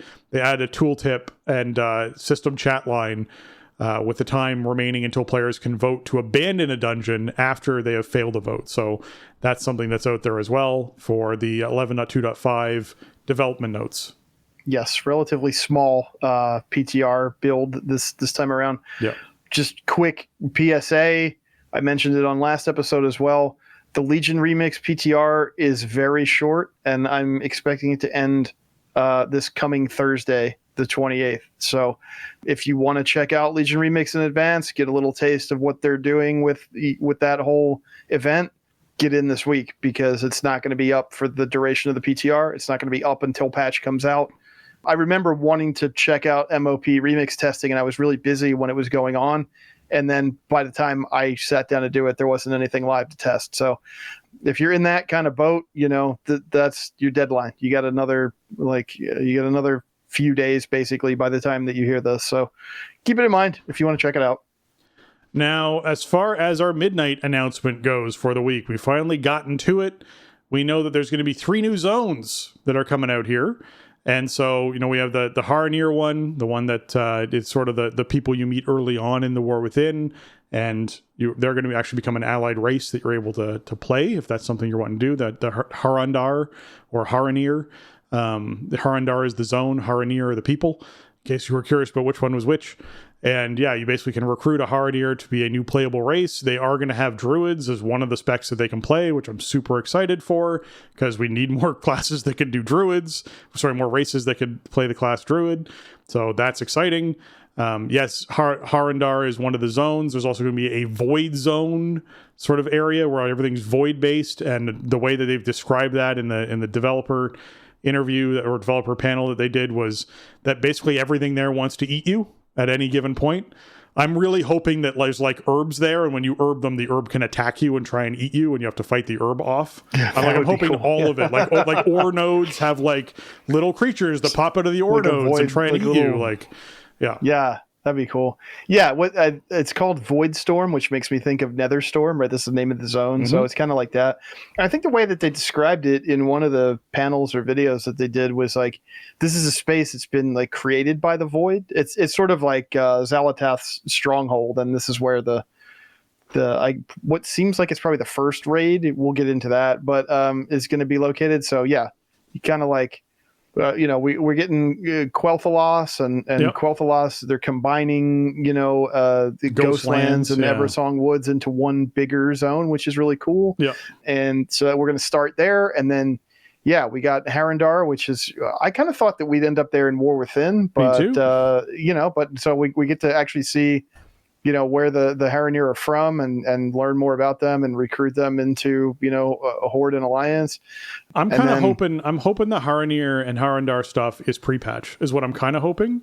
That would be really cool. That would allow people not only to have the character, unlocked, and you could actually be playing your Haranir going into the new expansion, which would be really great and something we didn't have with the Earthen and people really wanted with the Earthen. But also, it helps tie that more to War Within, because it does feel a little bit like the Haranir should have been, like, they're very War Within based off what we've seen so far. And yes, there's lots more to explore in Midnight when we actually get into it, but it feels like the Midnight is based in the traditional Azeroth area, and that we've gone underground to the War Within, and it's not quite on the same plane in the same area. Like, it feels like those are two very different areas. So to go to Quel'Thalas and then be like, yeah, and there's Harandar over here, feels very strange, because it feels like that's very tied to the last expansion, tied to War Within. So I'm hoping that's pre-patch, that you unlock that stuff and get that stuff moving, because then it almost feels like it was still part of War Within when you jump into Midnight and start doing Midnight stuff. That would be cool, but yeah, I don't really think they're going that route, that's kind of my complaint overall with the allied race system as a concept, because probably what we're going to have to do is play through all the questing and like unlock the Haranir, and then you can make one. Yeah, which is it was more fun back when we just bought the expansion and got the new race to play. But yeah, really, I mean, we haven't seen a whole lot of stuff yet, unfortunately, in terms of video, which is, I think that's part and parcel with the way they did the reveal and having to do it at Gamescom and everything, or whatever the story behind it was. But we haven't seen like as much as we would see from a BlizzCon reveal. But man, the zones look awesome. Zulaman becoming like an entire zone. That's one of the places that we're going to be questing through, and campaign quests set there. Zulaman, one of my favorite raids of all time, and where I really that was my first taste of like raid leading, was in ZA groups, and will always hold a special place in my heart. I think the Amani trolls are really interesting characters with their positions sort of within the overall kind of troll pecking order, and also sort of backed up against Quel'Thalas and against the Blood Elves. And they've always been an interesting culture to me. And it makes sense that we would revisit Zulaman since it's right on the doorstep. But I didn't think, we knew we were going to Quel'Thalas, right? But I didn't think, oh, well, they're also going to like turn Zulaman into a questing zone. Like, how cool is that? So yeah, I mean, I've talked about it on the show many, many times, but the outdoor world is one of the main things that always draws me into the game from the very beginning. It was my favorite part of the game, was just the way the world looked and felt and felt to be a character in. And so the zones are a big deal to me. It's not just a thing that's like the background for whatever. I really I dig this. I don't really see and maybe we'll find out on Saturday, but I don't really see the picture of like, how does Quel'Thalas and Zulaman fit together with Harandar, which is like where the roots of the world trees converge, which I assume is like underground somewhere. Yeah. And Voidstorm, which it must be outer space, like, other dimension, like ethereal, it's got to be floating somewhere, I think. So how do all these fit together, and like how do we traverse between them? And I mean, obviously these are questions that Blizzard has, like, they know this. They built the game, like, but it's just at this moment, based on what we know, it's like weird to me to think about like the continuity here, because I think they've been most successful when you go to a new continent, and the new continent is a bunch of zones that are connected to each other, and they have some continuity between them, and these like border areas where one zone gives way to another. Like, that works very well. This is not going to be like that as much. Be very outside of Cataclysm. Yeah. I think like Quel'Thalas and Zulaman, they go right into each other, which is awesome. But then the other two zones they're a little bit, more esoteric, I think, compared to like a traditional sort of flow. Yeah. Those who didn't play during Cataclysm, it was one of the first expansions where they're like, hey, we're just revamping a bunch of zones all over Azeroth, and so your questing is going to like take you from Eastern Kingdom to southwestern, Kalimdor, to northern. Like, it was just like, it was all over the place. Like, there was northern Kalimdor, there was southern Kalimdor, there was Eastern Kingdoms, like, all got revamps, and your questing took you all over the place. And it really felt like, oh, okay, this is like, it is something that happened to this whole world. But it really meant that you were traveling to very different spaces on a regular basis to do things you wanted to do. And while that expansion had some really good theming to it that sort of like grounded it around Cataclysm, what was happening, at that time with Deathwing, especially with Deathwing flying through the zones and burning people to death, which was hilarious. But it also is something that they're gonna have to find a way to do that with Midnight, with these different zones that you're bouncing around between. I was neat to hear that Zulaman is led by Zuljin's kids, that they are the leaders of that. His grandkids, actually. His grandkids, they're leaders of that. That's kind of cool to know. Whether or not there'll be any kind of reckoning there about what happened with Zuljin will be interesting. What happened to their granddad? I kind of wonder if, like obviously it's not going to be a warm reception for our characters in Zulaman. And so, where there's going to be tension there, and how did we kind of work around that, right? We're facing a big threat, right? Like, it's not just the Blood Elves are in trouble. Like, everybody's in trouble with Xal'atath showing up with this Void army. And, again, Zulaman is backed right up against it. So, how does that unfold in terms of how do we make some kind of uneasy alliance with the Amani trolls and everything? Yeah. I hope that this has not been mentioned, confirmed, whatever, but it'd be really cool if players could get Amani troll customization options for troll characters. Like, Amani stuff is just cool. They're so I always buff, dug man. it. They're such buff trolls. Yeah, and they have they have cool. What I loved about ZA the Raid was the animal gods, right? Like their Loa and the way that they incorporated into their armor and stuff. Like, would love to see some stuff like that for not only collectibles but for customization too. Yeah, we got to see some pictures of temples that were there of representing each of those Loa. Although we were also told that they had long sort of been stopped being worshipped and that they weren't worshiping them anymore. So that'll be really interesting as to what happened there storyline wise. Because when we were last in that raid, they were all about worshiping those individuals. So there's clearly been some time that's passed, and what's happened there will be a curious story thread to pull on as well. Okay, as far as other systems and stuff popping in here, we can take a moment and talk a little bit about Devourer spec for Demon Hunters. Demon Hunters finally getting their third spec, this mid-ranged sort of abilities that involve like ripping and devouring your enemies. So I picture this being very Evoker-like, since it's mid-range, so you're most likely playing a lot of your stuff in that position. This also potentially pulls Demon Hunters out of being trapped in melee, which means that they may actually become something that you see more than one of in raid, just applying the debuff that they apply, but also potentially just having good, range-based damage without taking up a melee slot. I'll also be curious whether they actually count as a melee class or not when they're in the spec. Similarly, Holy Paladins count as a melee, regardless of whether or not they are standing at ranged or not. They just, in general, are always a melee spec. Is Demon Hunters always a melee spec, even if they're doing this mid-range build for Devourer? But they look cool as far as just appearance goes. We don't really know necessarily a lot about what they do or how they work. There hasn't been like a play test for them yet. I'm sure there will be once this thing's out of, the early alpha they talk about and into beta and whatnot. I'm sure there'll be, during beta especially, a lot of play tests around this, sort of like we got with Demon Hunters when they first came in. But they're like as void as they can get when it comes to Demon Hunters. The purple got like the full-on void wings, like void glowing eyes, very cool looking stuff. So I'll be curious to see what they choose to do with that. Yeah, it seems I think they planted the story seeds for this, obviously, with this patch with Ghost of Koresh, and it kind of makes sense. The void was the thing that influenced Sargeras to start the Burning Crusade, right? The Burning Legion exists to eradicate the void. So it sort of makes sense that that would be another avenue that Demon Hunters would explore in terms of power and in terms of their own goals and stuff like that. So the effects look really cool. A little video came out just before we started recording tonight, just showing off some of the animations and stuff. They look great. It's a cool concept. It seems like they'll be probably like Evoker-esque, so they should count as ranged for stuff that picks targets. You'd hope so, because you have they're like short range, like that 25-yard. Probably, we don't know for sure, but yeah, it seems interesting. I'm not really sure. Some people, I think, just based on the schedule, we're expecting a new class to come in for this expansion, because we usually get one every other expansion, give or take. But I don't know.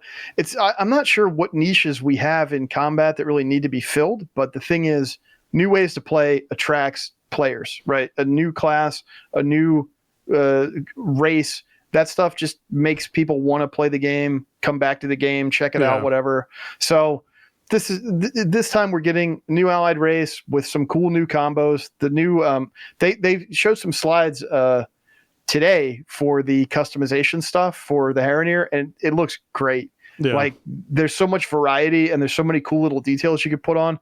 I wish like every race had options that look that cool, but and they have a lot of cool combos. Like you mentioned, the Druid, there's not a lot of Druid races, and there shouldn't be really. This is one of the times where I'll let story take the lead, because like the Druidic magic is a very specific thing in the fiction, and it makes perfect sense that the Harrenir would harness it, right? Like if anybody should be a Druid, it would be them.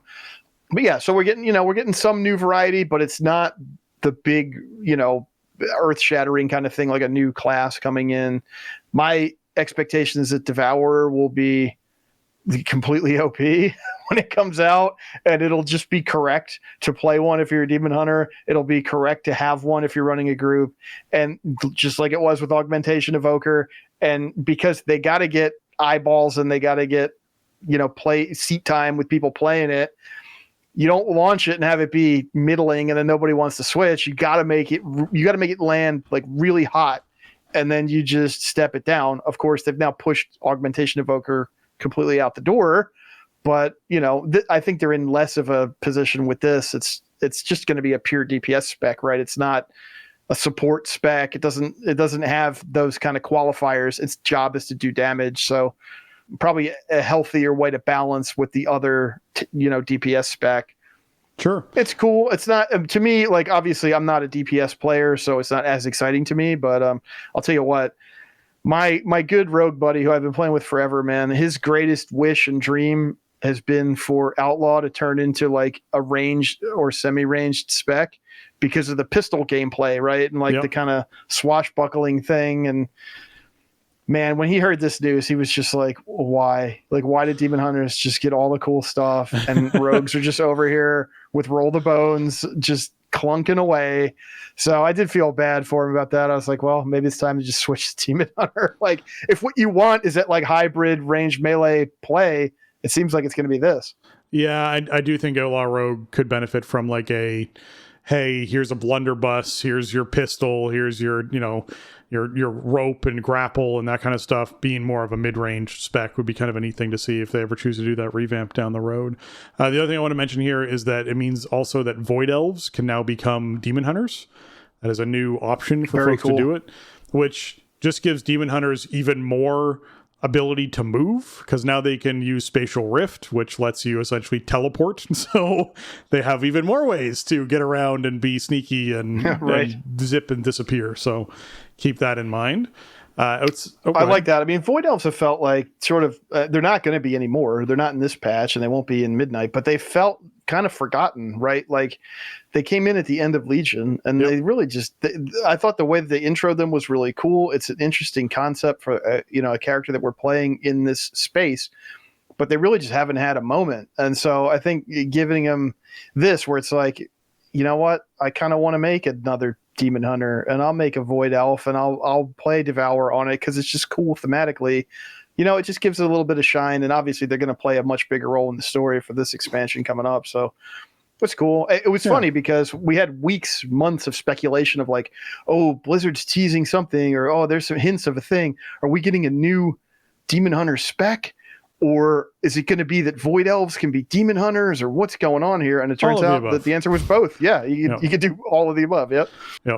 As far as other systems go, though, there's the Prey system that they're adding in, where it almost feels to me like the taxi mode that we had down inside Undermine, except it involves you hunting something that'll eventually show up and attack you. So as opposed to you driving around doing tasks, you'll be riding around doing tasks until this thing appears and you fight it. You're basically hunting something. You track powerful targets through Azeroth and beyond, but beware, your prey can strike at any moment. So I think they're kind of hinting at like, hey, there probably is a timer on this for how long you track something before it shows up, in case you fail the steps or miss something or aren't able to track something very well, where it's going to pop out. Just a new system for you to check out. Could be neat. We'll see what they sort of do with it. Yeah, we don't have a whole lot of details on this one right now. Hoping to get some more on Saturday. It seems cool. It reminds me of if you ever played the Middle Earth games like Shadow of Mordor, Shadow of War, you had the Nemesis system where like specific orcs would just really hate you and they would remember you and stuff. It seems kind of like that. Like you pick a target and you pick your difficulty. So, I don't know if there's going to be any kind of continuity between that, but definitely seems like the point here is add texture to the outdoor world, add higher levels of challenge for players that want it. I think that's really cool and maybe something that's been missing from the outdoor world experience. If this works, this could be a cool addition. They kind of went out of their way in the features video. The features video was very brief, and so every segment of it was short, and the preview was very short. But, they pointed out like there's a lot of cosmetics to be had here, like pets, mounts, stuff like that, and housing stuff. So, it could be a cool system for collectors to invest in, if there's stuff that's like, it'd be really neat if there was maybe seasonal stuff tied to prey, and it's like, okay, if these targets will reward you the ability to get these unlocks for housing or different mounts that rotate or whatever. Well, we'll see what they do with it. We'll see. This might also be in line with the Nightmare World Tier stuff we were talking about Legion Remix, like just trying to have this opt-in outdoor world challenge for players that want that texture outdoors. I think it's worth experimenting with. I feel like I guess what tends to happen with stuff like this sometimes is it kind of gets forgotten. If this ends up being like a 12.0 feature that doesn't get expanded upon as patches go on, add new prey, add new types of rewards, rotate stuff through, then I think it just gets kind of stale and people will not engage with it. But if you keep adding variety, features, rewards, then I do it. I do all kinds of outdoor content when there's new stuff to do, right? When I got bars to fill up, I'm out there doing my World Quest rotations and whatever. I'll go to the NPC and sign up for Nightmare Prey, and whatever happens out there happens, and I'll collect my stuff. It sounds cool to me based on what little of it I know. Just hoping we get some more, much more concrete details. Maybe even like a little gameplay video or something. Maybe Saturday, I hope. Yeah. There's going to be 8 new dungeons for us to check out. 4 of them are going to be leveling. 4 of them are going to be max level. All of them will be available at Mythic 0. So it's something where you're just right off the bat. If you're trying to get Mythic Zeros done that first week, you'll be running 8 of these because they're all going to be available for you to actually hop into that. 4 of those dungeons, the 4 max level ones, will drop into the Mythic Plus pool along with 4 returning old dungeons. So they're keeping that system going forward into midnight. So we should expect that to exist in the same way it currently has. And outside of that, we're getting 3 raids in the first season. And basically, they talked about a rolling release, which makes me think that most likely there'll be story points. So basically, like they'll release one raid. That raid may have, 3 bosses in it. Then you're going to fight those 3 bosses, and there'll be a story point. And maybe 2 weeks after that, the next raid releases. And that raid will have 1 boss in it. And that 1 boss will be like something cool that you fight and sort of deal with for a 2-week period or whatever it is. And then they're going to release 6 bosses inside another raid. And you'll actually dive in and have that larger raid as another raid that you're participating in. In the past, when they've done this, there's been item level differences between the raids, slight item level differences. I don't know if that's going to be here. Obviously, we'll get a lot more information once this thing is farther along in the process. But we know there's going to be 3 raids in the first season, and they've talked about a rolling release, which is a sort of a staggered release on these raids. So we'll see what happens with that in this season. But yeah, lots to check out. Yeah, we haven't seen this kind of concept since, I want to say, Mists of Pandaria, really. Like, I feel like this is the most aligned with the way that they rolled out the first tier of Mists of Pandaria. And yeah, they haven't come out and said that this is going to be staggered release, but I think it's heavily implied, right? Like, Ian did a panel or an interview on video this week where he sort of said that they would be like rolled out over the course of season 1, which makes me think it's not like, oh, week 1 of the season, all these raids are available. It sounds like we'll probably go Voidspire first because that's sort of the initial assault, and then Dream Rift is what the one-off, right? And so that's more in the Harrendar kind of realm, and then March on Quel'Danas, man. Going back to Quel'Danas is going to be so cool. Like, I have such fond memories of patch 2.4. It'll always be one of my favorites. I think it was a real high point for the game, and even as not like a Blood Elf main or Blood Elf player or whatever. And I wasn't even like a very serious raider at that point in time. It's like I did Sunwell raid. I couldn't handle that back then, but just that space was so cool and the way it was realized and kind of the outdoor systems really clicked and the dungeon was really good.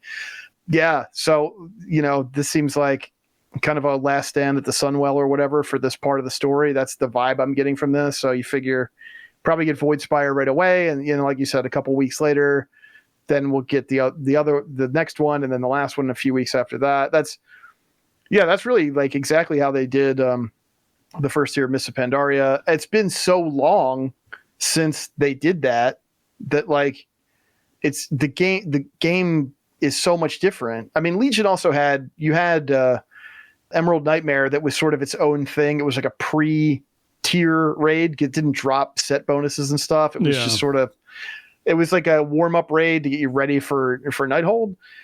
So that was even like a little bit different than this, but yeah, we'll see what they do in terms of, I got to think that you got to have cool stuff seeded later down the road, right? Like you don't want total parity between the first raid should be easy to get into and knock bosses over. And then you want to kind of seed cooler stuff down the road, I would think, but I don't know. I guess we'll find out. Maybe we'll get some more details this weekend even, but it's just been so long since they did something like this to start off an expansion that, they're in kind of new territory with the way gearing works now and how we have the difficulty structure and the item upgrade tracks and all that. Yeah. One of the level up dungeons is actually going to be Magister's Terrace, speaking of Quel'Thalas. So we actually get to go back to Magister's Terrace with a revamped view, apparently, of some of the areas and upscaled, new resed areas. So that'll be pretty fun to do as well. Yeah, I think it's going to be, from what it sounds like, it's kind of a reimagined Magister's Terrace. So I'm sure it'll have familiar elements, but it's also not just like, well, we put new textures on the walls, but it's a dungeon that from 2008. So it will be like a new experience. But I mean, that was such a cool space back then. That was like, I still think it's one of their strongest dungeons overall. Like when you think of like patch dungeons and stuff, that's like, this is like selling a patch, or this is a dungeon that's a real key feature of a patch. Like Magister's Terrace is the template, right? Like, I think, I mean, it's just, I always thought it was cool. So excited to see that come back. And I'm really looking forward to Den of Nalarak, which is, I don't know much about it, but Nalarak's like the Amani's like bear Loa thing. Yeah. And so, yeah, I don't know. It's just that seems like a cool space to explore as a dungeon. I mean, obviously dungeons are where I spend a lot of time in the game. So looking forward to new ones. I mean, bringing in Windrunner Spire as a dungeon, that's a really cool touch too. I mean, yeah, they talked a little bit like that might be a mega dungeon. They weren't really sure. They talked about different wings and having multiple wings. So, right. Yeah, which is weird because it's like they have it listed as level up, but so what does it mean? Maybe it just means like you go in the front vestibule or whatever, and then you can you don't have to do it in a specific order. Maybe. So well, all we had was like a flyover, right? Exactly. On the outside of it. Yeah, that's about it. As far as that revamp though of Quel'Thalas and them combining Eversong and the Ghostlands together and all that, it means that the Dead Scar is now healed. Silvermoon City becomes a new city hub. There's like a sanctuary shared space for the Alliance inside of Silvermoon City, which will be kind of cool to check out. So that's all part of this, as well as they talked a little bit about Harandar and having the Rift of Aln being this like portal area where their goddess dreams of creatures, and sometimes those creatures are friendly and sometimes they're horrific monsters that want to destroy everything. And there's like a group of Harandir who have decided to forsake their goddess so that they can defend their people by defeating and destroying these creatures that come out of there. So some pretty cool stuff with that. But Jason pointed out really cleverly before the show that the Rift of Aln is actually something we've been to before. We've been there. This is a thing that we've experienced. Yeah. That was the space where you fought Xavius at the end of Emerald Nightmare. It was called the Rift of Aln. So there's some hints that are like heavily dropped by the stuff that we saw this week that the Haranir have a connection to Ysera or the Emerald Dream or the Emerald Nightmare or something. So yeah, I don't know. This might be related to that, which is a neat way to kind of tie stuff together. The Haranir are not really elves and are not really trolls or somewhere in between. It seems like they are maybe progenitors of both of them or something. I mean, I guess the trolls are really the progenitors of most intelligent life on Azeroth, but yeah, just an interesting connection there. So I'm excited to see kind of where that goes. That's really like square in my wheelhouse for stuff in the story I think is cool when you start getting into, the world trees and the elves and the trolls and the ancient magic and Ysera and the Emerald Dream and all that. So that was cool. And I mean, the dead scar being healed really feels like closing the loop on Arthas, doesn't Finally, it? Man, holy. Like, I mean, there's, Arthas is a presence that's going to hang over Warcraft until the end of time, no matter if they never do anything else with him in the story. But the dead scar was, it's been like that since Warcraft 3, essentially. It's been in World of Warcraft like that since 2007. And it's kind of that like testament to like the scourge and the impact that it had on Azeroth even generations into the future. And if you played the heritage armor stuff for Blood Elves, you see a lot of that. And even there was extra Blood Elf stuff in Shadowlands where you get like special paladin armor and stuff that was directly tied to all that. So interesting to see that loop closing. I think that's a cool moment for people who identify as like with Blood Elves or like as Blood Elf mains or whatever to really reclaim this space, have Silvermoon really be reborn in a way that the modern game can do in a way that the game couldn't do in 2007 with Silvermoon City. Well, and you're going to be able to fly there. Like in general, it's always like Ghostlands is still a zone you can't fly in currently.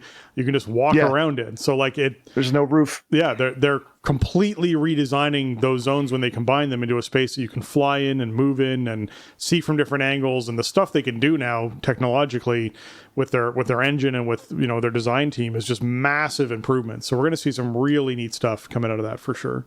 The video, they were showing some pre-alpha stuff of the Quel'Thalas redesign, and it's like, I want this for every zone. So here's the thing, right? Here's my horde bias coming in, all right? Right. Let's just to be clear, all right? We have now revamped Quel'Thalas, Orgrimmar, and Undercity. All of those have been with Lordaeron Undercity. All of those have had touch-ups along the way to making them look better, feel better, be more like a space. We have destroyed Dalaran, so it's just gone, and we've revamped Stormwind, and that's all we've got on its side. Well, yeah. Well, Stormwind's had a few revamps over the years. Also, we got Belemeth. We got a whole new Night Elf city. We're not doing anything with it yet, and it's not really a hub, populated yet. It's not a hub. Dalaran was a hub. Like that was, yeah, but that also wasn't technically an alliance city. So yeah, it wasn't a racial capital, but maybe Belemeth could be someday.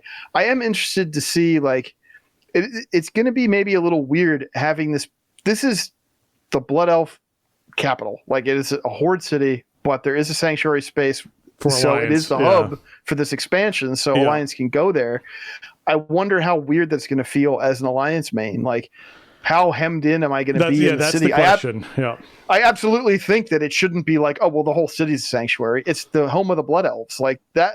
I don't think that stuff should matter in terms of gameplay, but it doesn't mean it needs to completely leave the setting, right? Like, not for me. I think it's cool to have like tension. We don't need to do the same cycle of like, oh, we're at war over and over again. And then we team up to fight the big bad guy, and then in the wake of that we get greedy about some resources, and then the conflicts. Like, that whole cycle is tired, but it doesn't mean that there's not value in having tension between the factions. But I mean, hopefully the Alliance part of the hub is enough that it feels like a city, and it feels like a city. I mean, in terms of the way that we use a city in a WoW expansion, right? Like, use the space as a player, because they've never done anything quite like this before. We've had like split hubs, or we've had a sanctuary hub, but we've never had a hub that was one race's capital that like we're carving out a little space to like let the Alliance hang out because we need troops. So it's a cool idea. I hope that it doesn't feel like the Alliance space in Silvermoon is like a counter with 3 NPCs and then we have to leave. Like, just give us a little bit of room. Yeah, I definitely feel that. And there will be a very evident and clear failure of the design team if the Alliance don't hang out in the city. if this isn't a place where you go and you like are bouncing around in circles by the bank kind of idea sort of place, if that place is still back in War Within inside Dornogal, or it's, inside Stormwind or somewhere elsewhere like that, where the Alliance start doing that behavior, I think you've done an injustice to what is supposed to be a hub city in that situation, because now it's no longer like if I'm setting my Hearthstone somewhere else, it isn't a hub for me. Like the hub is where my Hearthstone is for sure. So that'll be interesting. Yeah, that's true. That's a good distinction. It's like if it's a space where we want to hang out and congregate in between different activities, then it worked. And if we don't want to do that, now there might be some reasons we don't want to do that at midnight, but that's sure. We'll talk about that a little bit. But then maybe that's not really hitting the mark. But I think it's an interesting idea for the way it serves a story. It's like the focus is on Silvermoon right now, whether you're a Horde main, Alliance main, whatever. Silvermoon and the Sunwell are the things that we need to protect. So, it's an experiment, and they have to do experiments in this game because it's 20 years old and counting, and we don't want to do the same thing every single time out. Yeah, exactly. All right, as far as PvP goes, we are getting something we haven't gotten in a long time. We're getting a new battleground. It's called Slayer's Rise, and it's a 40-on-40 battleground. This is massive. It is going to take place inside of the new Void Zone. The Void Storm is where this will take place.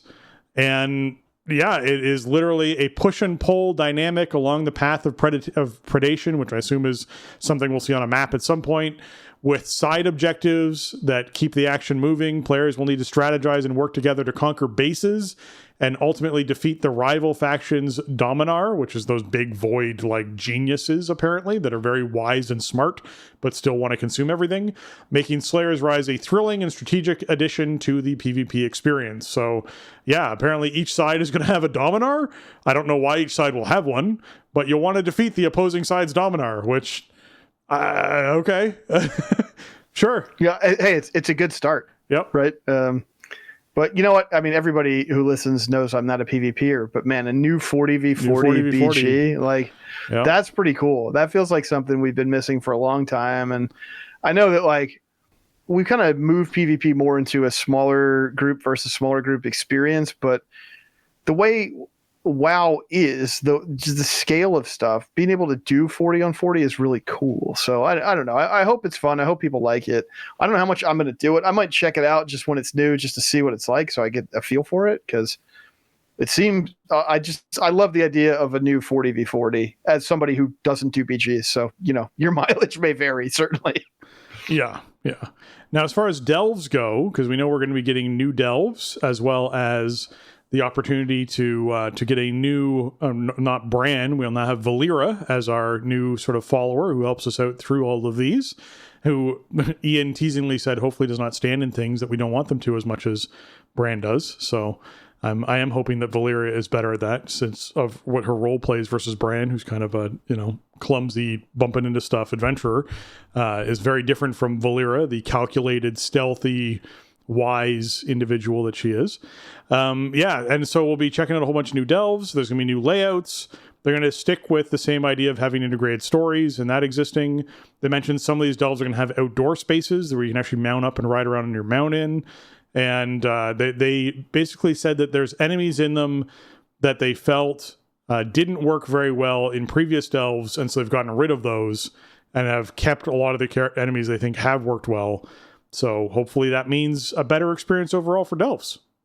Yeah, I think, however we may feel and how much I might complain about specific things around the delve system, like anything in WoW could be improved, right? Like it's always a moving target, but overall I think delves are a huge win for the game. I think they're fun. I think they really hit their stride in season 2 when they had some time to iterate on them and see some player behavior and get some feedback. Just having the more variety around the delve stories and what happens inside the spaces, just using the spaces in different ways. I think they've made big strides. Delves feel really fun in season 3. I think they just keep getting better.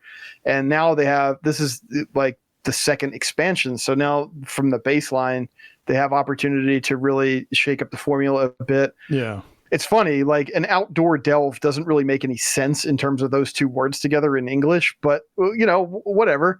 I think, if you have an opportunity to have a compelling gameplay environment and you can tell a cool story with it.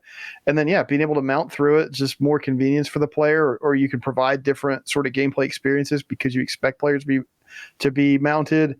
I do think integrating into the story is a thing that Ian said that they wanted to do more in this expansion. I think there were some delves that really integrated into the story very well in War Within, and some of them were just kind of there. So I'm hoping that we see more like quest lines that lead you up to a delve, or like you're approaching an area where there is a delve and it's like, oh, there's some dangerous creature here, or there's some reason why we need to explore this space, and just kind of build up the story around the delve more. Like the ones in Isle of Dorn, I think they did it really well with that. And then some of the ones as you go farther in the expansion are just like, well, this is a place where, bad spider guys are. Like, okay. So I think that's a place where they can kind of iterate on it and just make it feel more connected to things players are already doing. But overall, I think the system was a huge win. I don't think it needs major changes going into Midnight, but what they're saying about what they're doing sounds really good, and we're getting a big slate of them, right? We're getting 10 new ones and a new nemesis. New 11 new delves and a new nemesis. Yeah. Yeah. Well, the 11th one is the Nemesis's delve, so it's it's a new delve, but it's just the encounter. So it's 12. It's Twilight Crypts, Shadow Enclave, Collegiate Calamity, Parhelion Plaza, the Dark Way, Twilight Crypts is listed twice. That's why I said it was 12.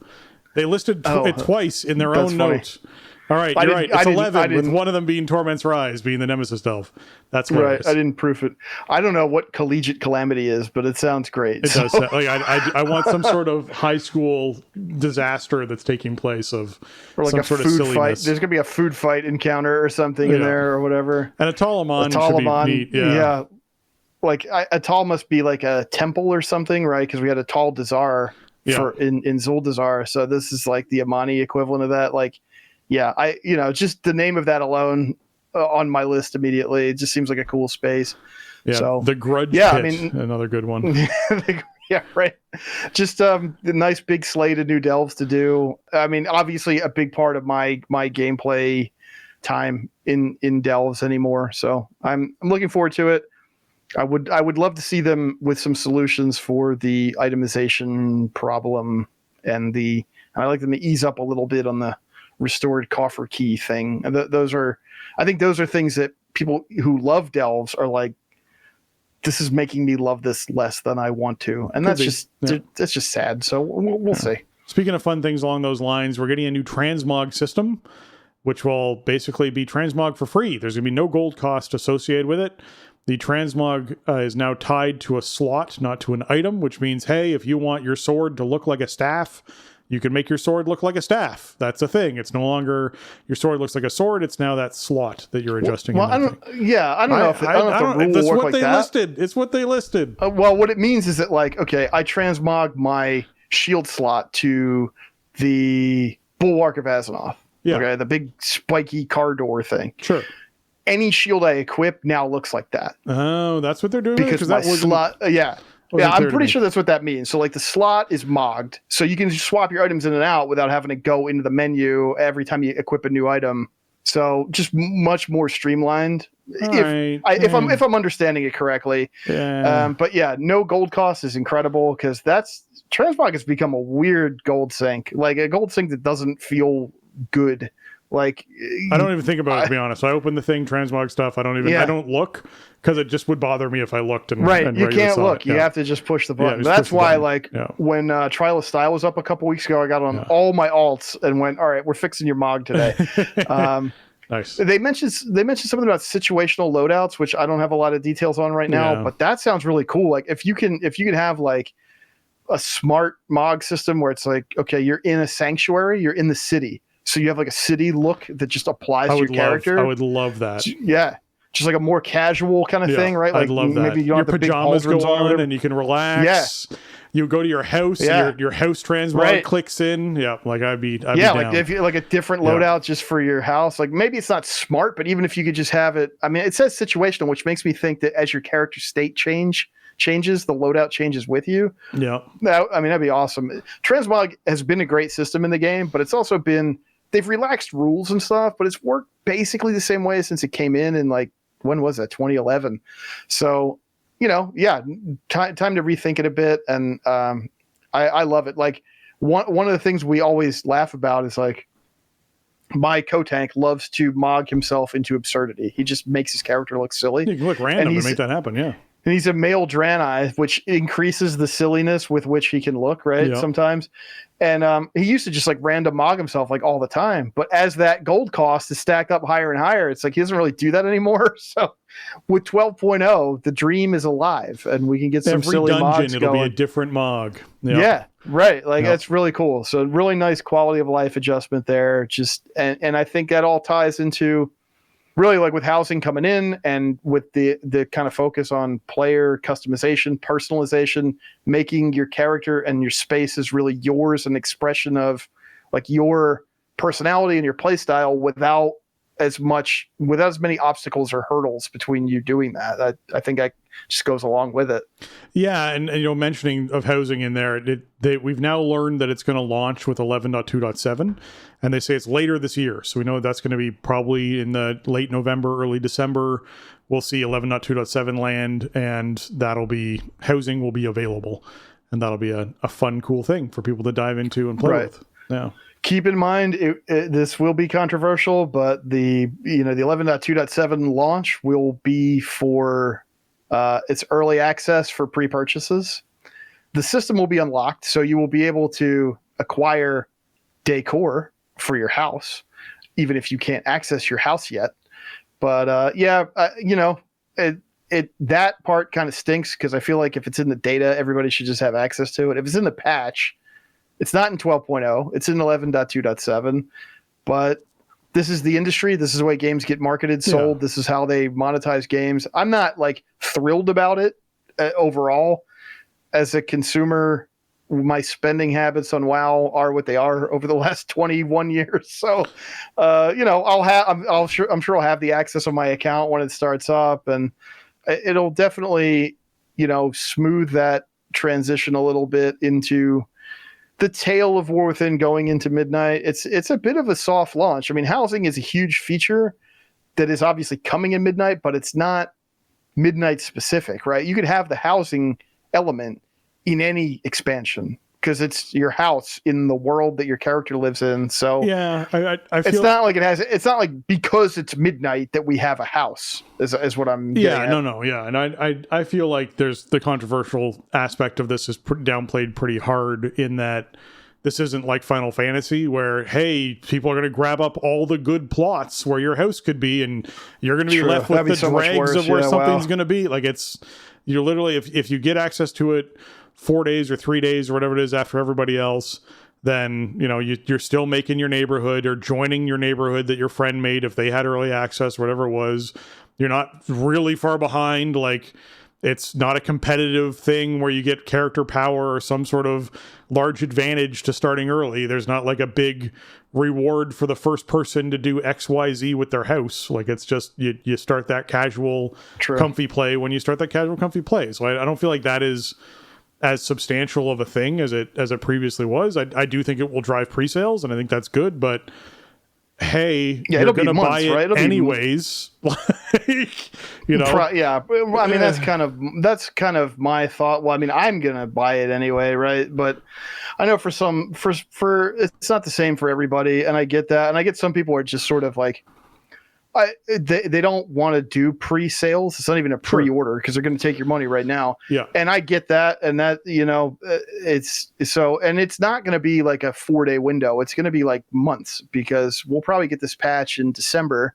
An expansion, I don't know. They're saying early 2026 right now. So I'm still thinking we're looking at Q1. Fair, yeah, it could be 2026. So yeah, it could be a good, 3 months or so that like people who pre-purchased are in their houses. They got their neighborhoods, they're doing their thing, and you're on the outside looking in because you don't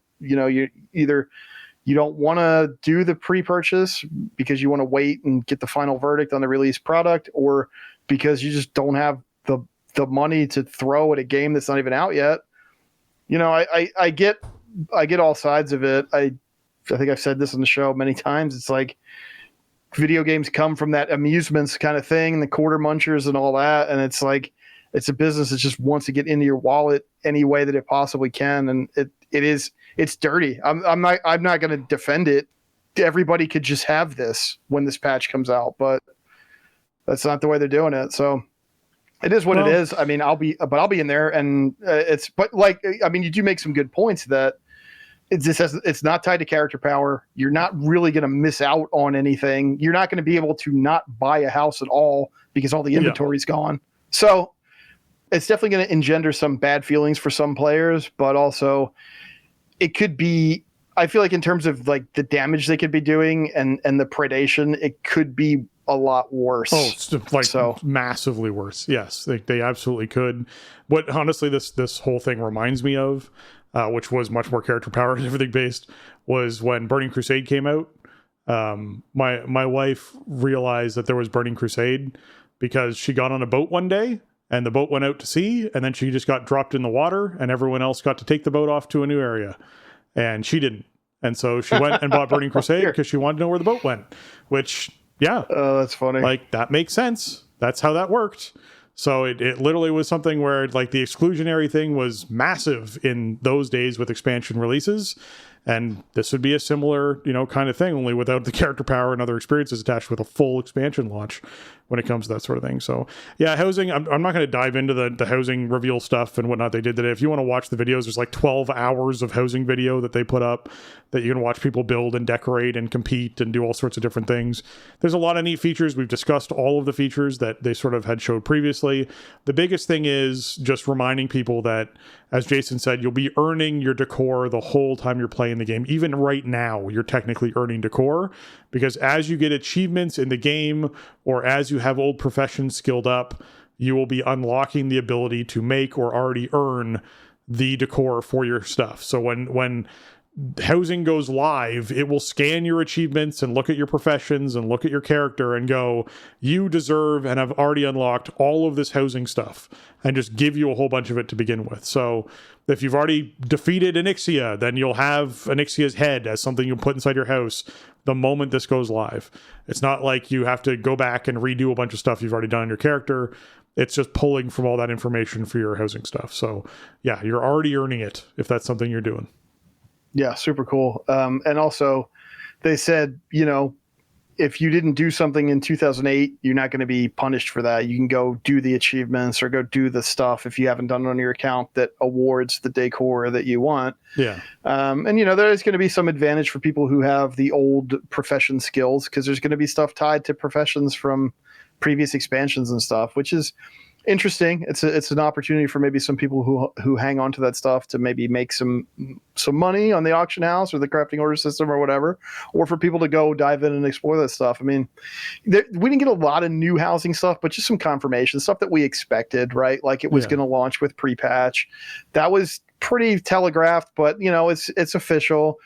The stuff about like, yes, your previous achievements will earn you decor again, like pretty much what we expected based on previous information, but just to have it out there official. I mean, the system looks really great. This week is the first chance that people have had a chance to get their hands on it out in the wild on the show floor at Gamescom. First time it's been out of the Blizzard offices, and I've seen so many cool videos of people playing with it and just doing different stuff and just different kits that you can get. The Night Elf housing looks so great. I can't wait to have my Night Elf house. The housing was never a thing that really did anything for me, but there were so many pitfalls, I think, from what I had heard from players of other games and the frustrations that I saw around it. Also, kind of that lasting damage that we had from garrisons and Warlords of Draenor, and so I had a lot of concerns about, like, well, if they do housing, like, what about this? What about that? And I feel like they address so much of that stuff for me. It's not a thing that is going to take away attention from the other stuff we want to be doing in the game, right? It's not a thing that's going to be isolating. It does have a social element. It does have a cooperative element. It's tied into a lot of other things it's not this side space in the game that has nothing to do with the experience of playing World of Warcraft. It's just another texture, to go engage with as much or as little as you want to. So yeah, I've completely flipped around, and I'm really looking forward to it because it seems like they're just doing so many cool things with it and really leaning into empowering the player to have the freedom that you want to make the space that you want your character to hang out in. It's really cool and seems a little Team 2. Like the Team 2 of yesteryear would have been like, no, you can't do that. It doesn't make any sense. That's not how we want our game to look. So you're not allowed to have your house be that way. And I'm sure there will be some restrictions in the housing system with whatever, but it'll probably be more technical than aesthetic, right? It seems like the rule of the day is like, let players just do whatever they want with their aesthetics. It's their space. So it's really cool, man. I think that's the way to do it. And they have so many examples of like what works and doesn't work in housing in games like WoW and adjacent to WoW. So after all this time, it's got to be knocked out of the park. You know, it's really what it comes down to. It's got to be the marquee housing system in games like this. And I don't know. Like it's looking like everything I see looks like it's way up there, and it has the advantage of like WoW's aesthetics are just fun and cool, and they have such a rich history of stuff to draw from. So, you know, you start from that, and then you add the features in that the players want, and then you open it up to everybody. Everybody just gets a house, man. There's no lottery. You just go to the NPC, you get your house, you set it up, there you go.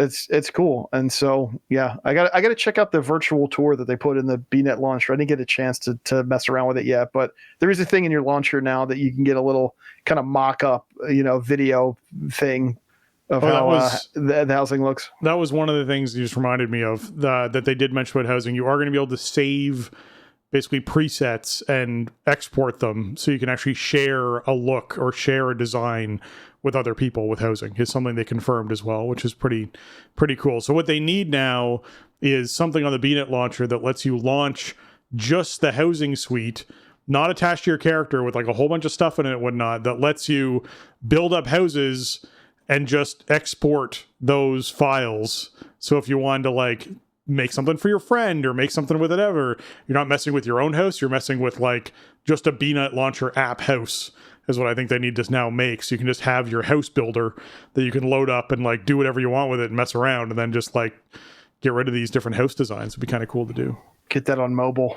Yeah, right. Give me a mobile WoW housing editor. Yeah. Oh man, yeah, that would be cool. Yeah. I really think the biggest thing with the system is it's going to create obviously a new avenue for players, but if they market it well, it's going to attract new WoW players in a way that nothing else ever would or could. Because there will be people who just see how robust the system is and how social it is and want to experience it. And then maybe they never play any current content, but they still have all this stuff to go explore, collect, customize. It's going to be, if this lands, it's going to be a big shift, I think, in just WoW's overall profile. I think it's going to do more than anything they could ever do with a raid, a dungeon system, gearing, whatever, to attract players.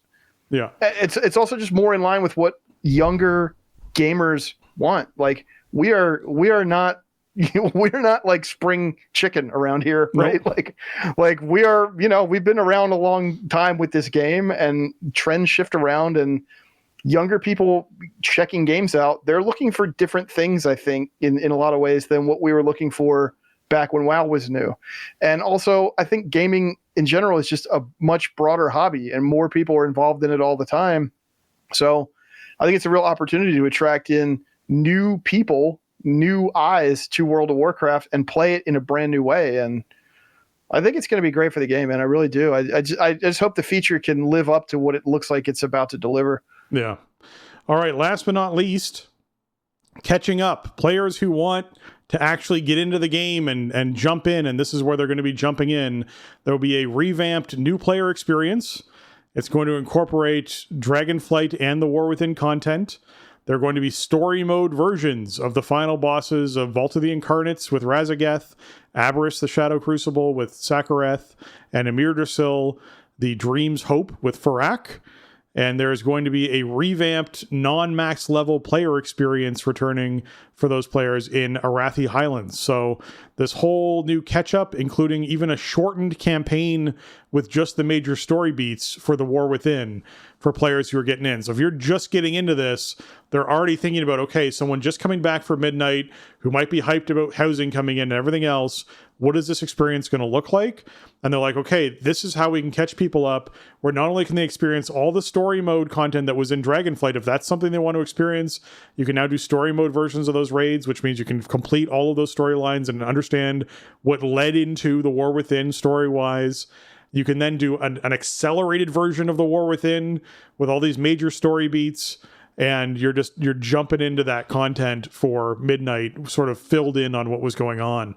So already got those plans in place, already announcing those things, which is good to see. I love this. I feel like this is stuff that's been lacking in World of Warcraft for basically its entire history since it started getting expansions. It's sort of that like, hey, where are we in the story? Like, what's happening? Why does this matter? What just happened before this, right? When I saw this stuff come in, there's going to be a big revamp to Forbidden Reach, right? Which is or was it Exiles Reach? Exiles Reach. Forbidden Reach was the Drakthir thing.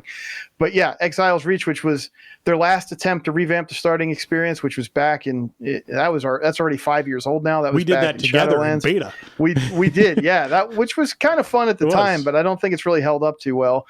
So, it's another attempt to kind of get that straightened out. And I think like incorporating the Dragonflight and War Within content into it is nice because you could really hit the ground running. There's a lot of stuff to go back and explore if you want to, but I think a lot of players coming in or coming back just need to be caught up to speed with like what's happened recently, what matters now. It's funny when I saw this because Jin over on Live Laugh Lore is always talking about how the starting experience needs a revamp and Exiles Reach is a mess and it needs to be cleaned up, and it's and he's bang on with a lot of stuff that he talks about where we're going or what Blizzard needs to do with the story. And he was zeroed in on this one too, because here it is. I think it's a cool revamp. I'm interested to see what the new stuff in Arathi is like for returning players who aren't max level, because Arathi Islands is just a cool space and there's been a lot of cool storytelling there in recent years. So that's interesting. I think the questline catch-up thing sounds incredible. I guess my question is, like, how does this integrate with lore walking? And are they going to leverage this stuff through lore walking or anything? Yeah, I don't know. Because lore walking is a really great system, and I think it also serves a lot of these purposes. So I'm hoping to see regular lore walking updates through the Midnight expansion.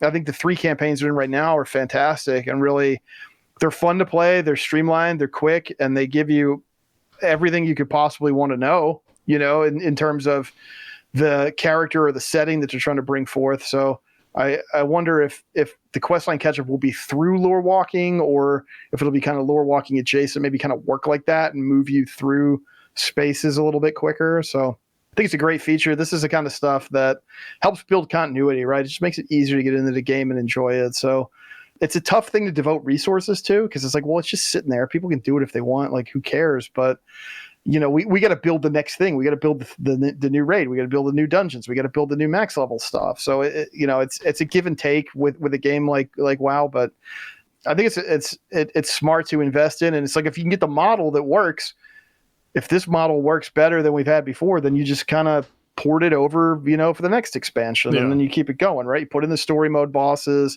let people fight the big bads as they level up. It's just epic. It feels cool. It makes you want to see what happens next, and then have the thing so they can zip through the previous expansions campaign. Like if this stuff works, then okay, we finally landed on something that we can just roll with. We thought maybe the Shadowlands thing was going to be that, and I think history would say maybe it didn't quite land like that. Yeah. All right. With that, we'd like to take a moment to thank our patrons. They contribute a ton to our show and help us to improve on the content we create. Today, I'm giving a special shout out to Arajian, Bradley, Bruce, Chris, James, Garrett, Kapawi, and Shorel. Thank you so much for all that you contribute towards the show, as well as all of our patrons, past and present. We appreciate you contributing to the show and helping us keep the show on the airwaves and all the archives online and more people finding the show. You all contribute to that. We thank you so much. You can find our Patreon over at patreon.com/thestartingzone and hop in there, support at the tier you want to support at. And we always appreciate it. And there's no new patrons this week, but always looking for new ones when people feel like they're able to support. Absolutely. Thank you, patrons, for everything you've contributed to the show over the years. The many years we've been doing it. We're closing on 700 episodes, which is pretty rarefied air for a show about one video game. And it's like I always say, if you like today's episode, thank a patron because we couldn't do it without you. Yeah. If you've enjoyed this episode, another great way to support the show is by going over to your iTunes, your Apple Podcasts, your Spotify. Leave us those 5-star reviews.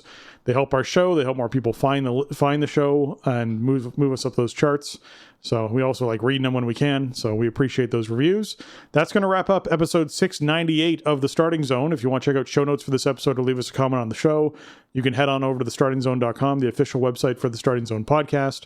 And if you want to get in touch with us, you can contact the show by reaching out to us at thestartingzone@gmail.com, or go over to your Twitter, the Starting Zone, it's just at the Starting Zone, or at thestartingzone.bsky.social. Those all work. Or you can join our Discord server, thestartingzone.com/discord.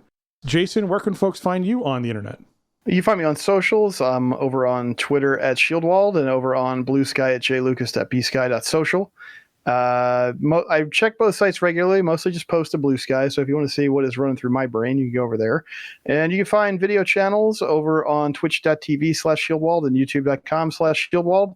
Streams are usually Tuesdays, Wednesdays, Sundays, 7:30 Eastern, just raid and dungeon stuff. Right now, obviously, we're deep in Heroic Prague and trying to, get our Mythic Plus stuff goals reached for the season. Just Twitch streams for now, because we still got drops going on, I think, for another 2 weeks. So you get your pet if you need it. So check out the video channels as well. All right, with that, you can find me over on Blue Sky at spencerhd.bsky.social, on Twitter at Spencer_Downey, over on Twitch at twitch.tv/SpencerHD, or on YouTube at youtube.com/@SpencerHD. With that, for Jason and myself, we want to say thanks for listening, and jobs done.